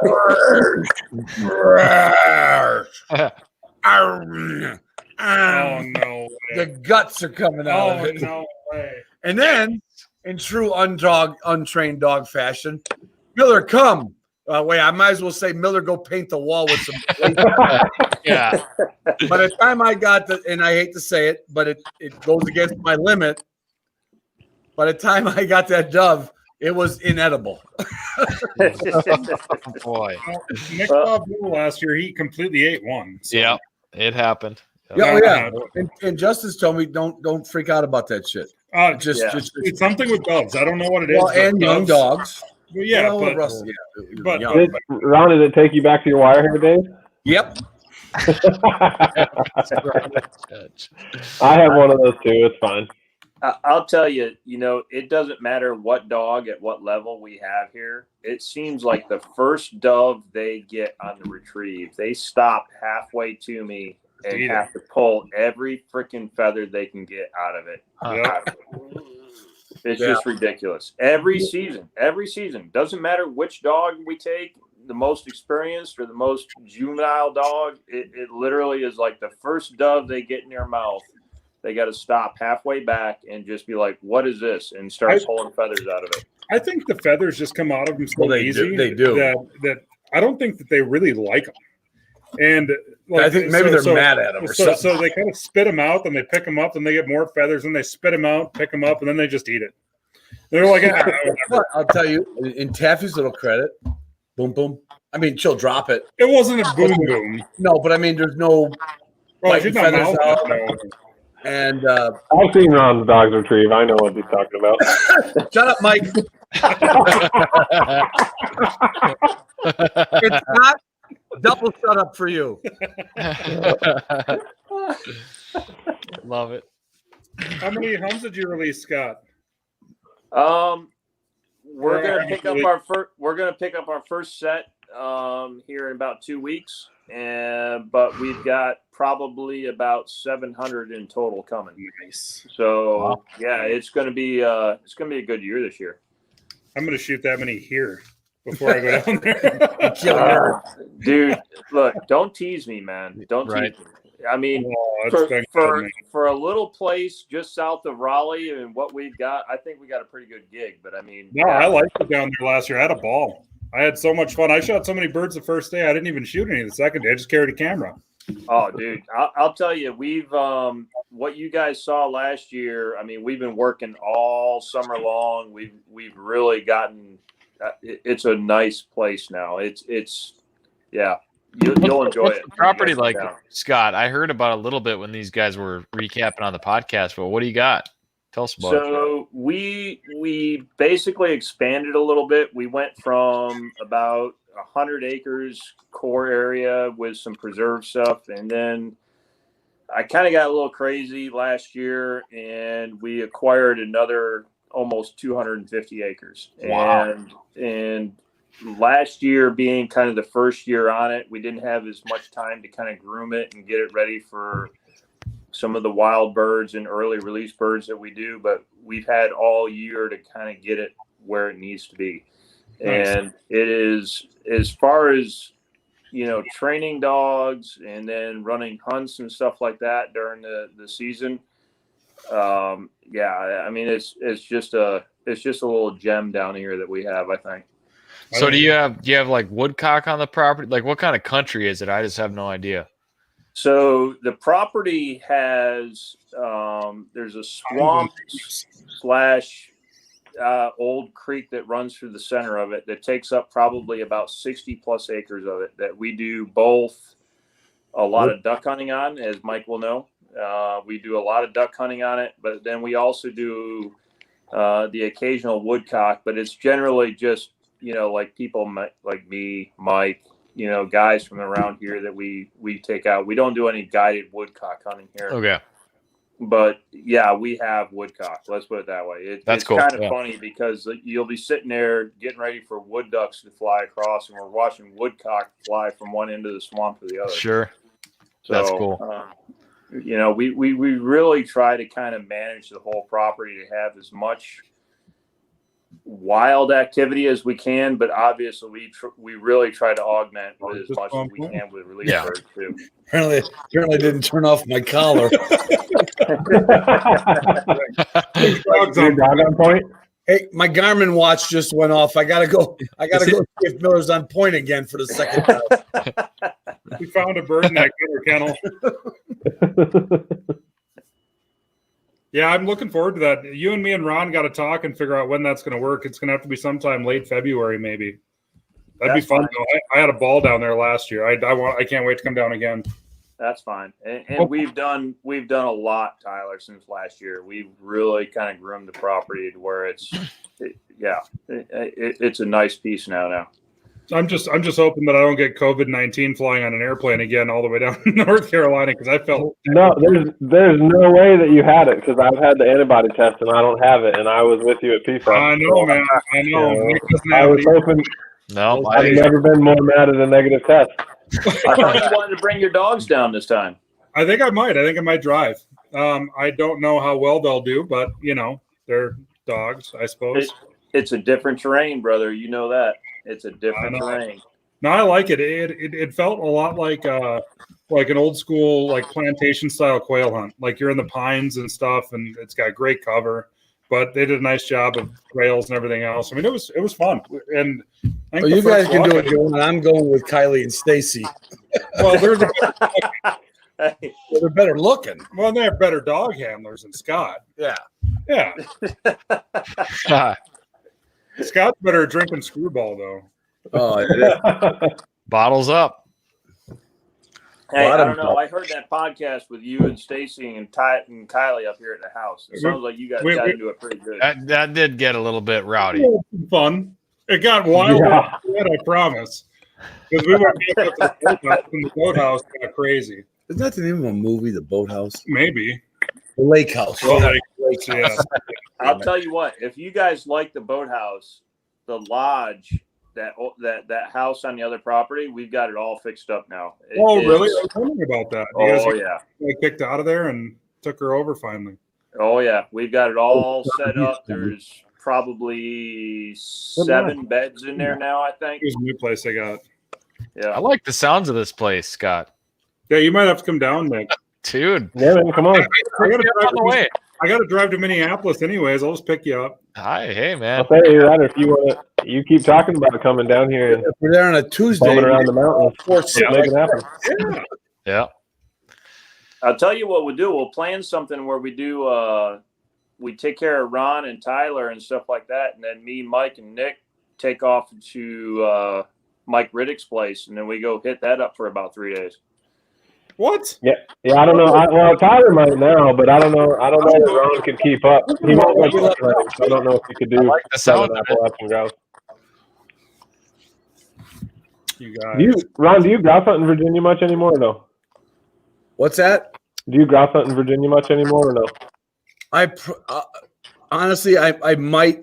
But it will be probably January, February. Okay. Yeah. This year. Yeah. And then next year, I'm kind of semi-professionally retired now, so I'll get back in the swing of things. But it doesn't open until the end of October anyway. So, the other break would be if I went down there. It would be not this year because I'm going to do something with CZ in November, but I would like to go down there again for November. It's a great time to be in the Appalachian Mountains. It's just, it's breathtaking like that lake spot. Right. There's an area there when you get up to the top of the George Washington, right on the West Virginia border. Mm-hmm. Mike told me this. He says, I can't tell you where it's at. He says, but you're basically looking at the largest roadless area east of the Mississippi. Yeah. It's really wilderness. It's real wilderness. Yep. Yeah. Deliverance wilderness. Well, you can hear the banjo playing. I'm not speaking to that. I said largest roadless area. Yeah. Maybe largest lawless area It's too. probably that too. Yeah. Well, that's where all that moonshine came from. Mm-hmm. I got some over here. Ron can have if he wants it. No. Oh, there we go. Get Ron on the moonshine. I might put some in my Zippo lighter when it runs out. Right. Yeah, Well, I'm you come down I'm and- surprised you guys didn't get into it down here. We had a couple of jars. I barely ever sip on it. He doesn't like it. I don't like it. It's probably for the best. Yeah. The way he drinks beer, if he drank anything other than beer, Mhm. he would have been dead 5 years ago. Right. There's just no. At least. We wouldn't have no hunting dog podcast. There would be no. Yeah. Through the Ron, middle you got to be in year 5 or 6 at this point. of what? Hunting Dog Podcast. I started January 2015, so January 15. yeah. Okay. So it'll be 5 years, 5 years. Six Which, years.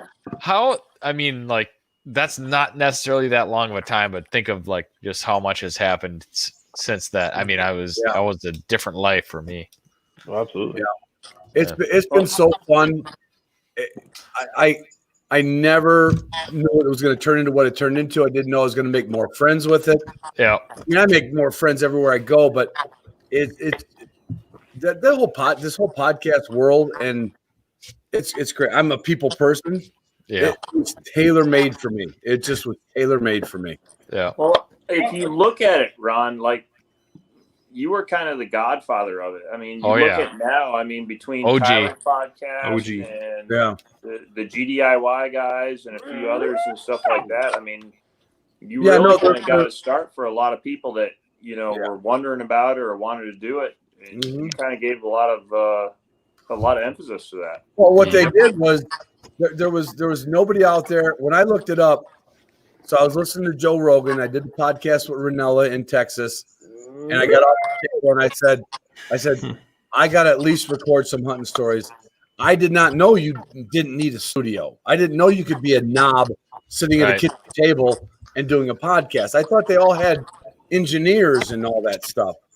So then I started doing it, and I was like, well, this is more fun this is as much fun as hunting when I talk to somebody. Well, I And there was nobody that had a hunting dog or upland podcast. There was that one weird one that was called Gun. It was a weird thing, but it was somebody reading. I think I know what you're talking about, but it was only a couple episodes and he never continued it or something. Right. And So when I did it, then I met Tyler, I met Nick, and all the ones Soggy or what's the guy from New York? Wing and Clay or whatever, or no, Bob Owens. Bob Bob Owens, yeah. We had him Gun Dog Chronicles. Yeah. And then the NAVDA guys in Tennessee, and Yep. and I mean, there's I don't know, probably a dozen right now. Yeah, I started listening episode 3 because I had nothing else to do driving around on the mail route, and I was like, well, I hear about this whole podcast thing. Right. I wonder if there's something out there that I'd like to listen to. And the first one that I just Googled bird hunting, and there was a couple waterfowl ones that popped up that I listened to a little bit. Mm-hmm. And I was like, yeah, okay. Yeah, HP had one before me. Yeah. But they came and went, and they came and went. Right. Yeah. And then I see this hunting dog podcast, and I started listening to it. And my first impression was, this guy's a moron just like I am. And hilarious. Yeah, look at the Western Wing Shooter. Yep. I started listening when it was the Western Wing Shooter. Right. Oh. And then I sent Ron an email, and he's like, well, he was very hard up for content. Yeah. Jump on board with an episode. I even That's like Nick texting me at 2:30 this afternoon. Yeah. Right. Yeah. Hey, we need you, man. We need you It's now. all good. Yep. Pinch hit. No, I think it's good. I think taking it to, I mean, let's be real. I mean, I'm 50 years old. Ron's 50 plus. You know, the core group of 63 people, and Got a decade in there. the core people we talk to these days that are involved in all this stuff is the podcast / Facebook Live group. This is how we connect now. Despite of COVID, I mean, this is the best way for all of us to kind of, hey, we're hunting in February. Where are you hunting at? And we're hunting here. We're hunting there. Did you see that question from Jess? Yeah. No, it's not saturated. No. If you look in the deer hunting world, oh my God, there's 100 deer hunting podcasts. Yeah. Upland's always going to be way behind everybody else, but at the end of the day, every podcast has basically the feel of the host, or what, everyone's got its own thing, and some are going to resonate with you and some aren't. So I would say, there's nothing stopping anybody from starting another one tomorrow. No. And even if you've got 5 listeners, if it's something that you enjoy doing, that's all that really matters. My advice is, there's a lot of people wanting to be other people. Just be yourself. Yep. And the people that you want listening to are definitely going to find you. Yeah. Yep. Absolutely. Looks like you all starting this, right? I mean, it came out of like the COVID quarantine, and Yep. get some buddies together and have a good time. And We literally got tired of drinking by ourselves. Pretty much. Yeah. We're supposed to drink by Right. ourselves. That means we have a problem. Right. So we're like, well, we should probably get a hold of our other drinking buddies. And then, now here we are, 22, whatever. End. Yeah. it started with a hell of a hangover for Tyler and Nick, and here we are. Yeah, that happened. That was a Sunday night too, I think. It was rough. That was a rough Monday too. Oh yeah. Doug was on speakerphone at that point. couldn't figure out the technology at the time. Nope. Hey, gentlemen, I'd love to sit here with you longer. I gotta go do evening turnout real quick. We got to do the same thing here. Dogs I appreciate you letting me on for a little bit. Well, thanks for jumping on, Scott. I texted Scott. I think he's going to come on again next week. So, Scott and Tyler, Rusty Guns Kennel will be on next week for. Get Stacy and Kylie to come on. Let the boys stay off the side. That's fine. Yeah, I'll set something up. I'll get something squared away. And guys, seriously, I don't need any plugs, man. We're doing just fine. You don't even have to mention Rusty Guns Kennel. Just say it's Scott, North Carolina. We're coming down there regardless. So, and everybody needs to know where they can, make fun of you at. So. Well, you don't have enough light, but I got just enough light to let Miller and Taffy out, so I'm going to get going too. Yeah. All right, guys. You guys, Later on. love you girls. I love you girls more. Thanks, Take Scott. care, man. Kill it. Oh, don't kill it. Don't kill it. I do have to go with dog. Yeah, go ahead. Yeah. All right. Talk to you next week, Ronnie. What's that? Do you want to tell everybody whatever, or you want to tell everybody what? Yeah, I will. I know I've had a couple people asking about logo contest. Yeah. There was some legal stuff that I was trying to get figured out, but I found that what I needed to find out online. So I'm putting together kind of the rules and how it all works and what will happen if with all the submissions that get submitted. So my goal is to have it out before we do next week's show, but if life happens, it's what it is. But that's my goal. And what should we do for the comments? Drop a comment on a guest that you'd like to see. Oh, that's cool. I think I'll hit a lot of the ones that were in there, but if there's somebody new that you would like to see, drop it in the box after we hit end, and we will do what we can to get them on. Mike, want to appreciate you for jumping on last minute.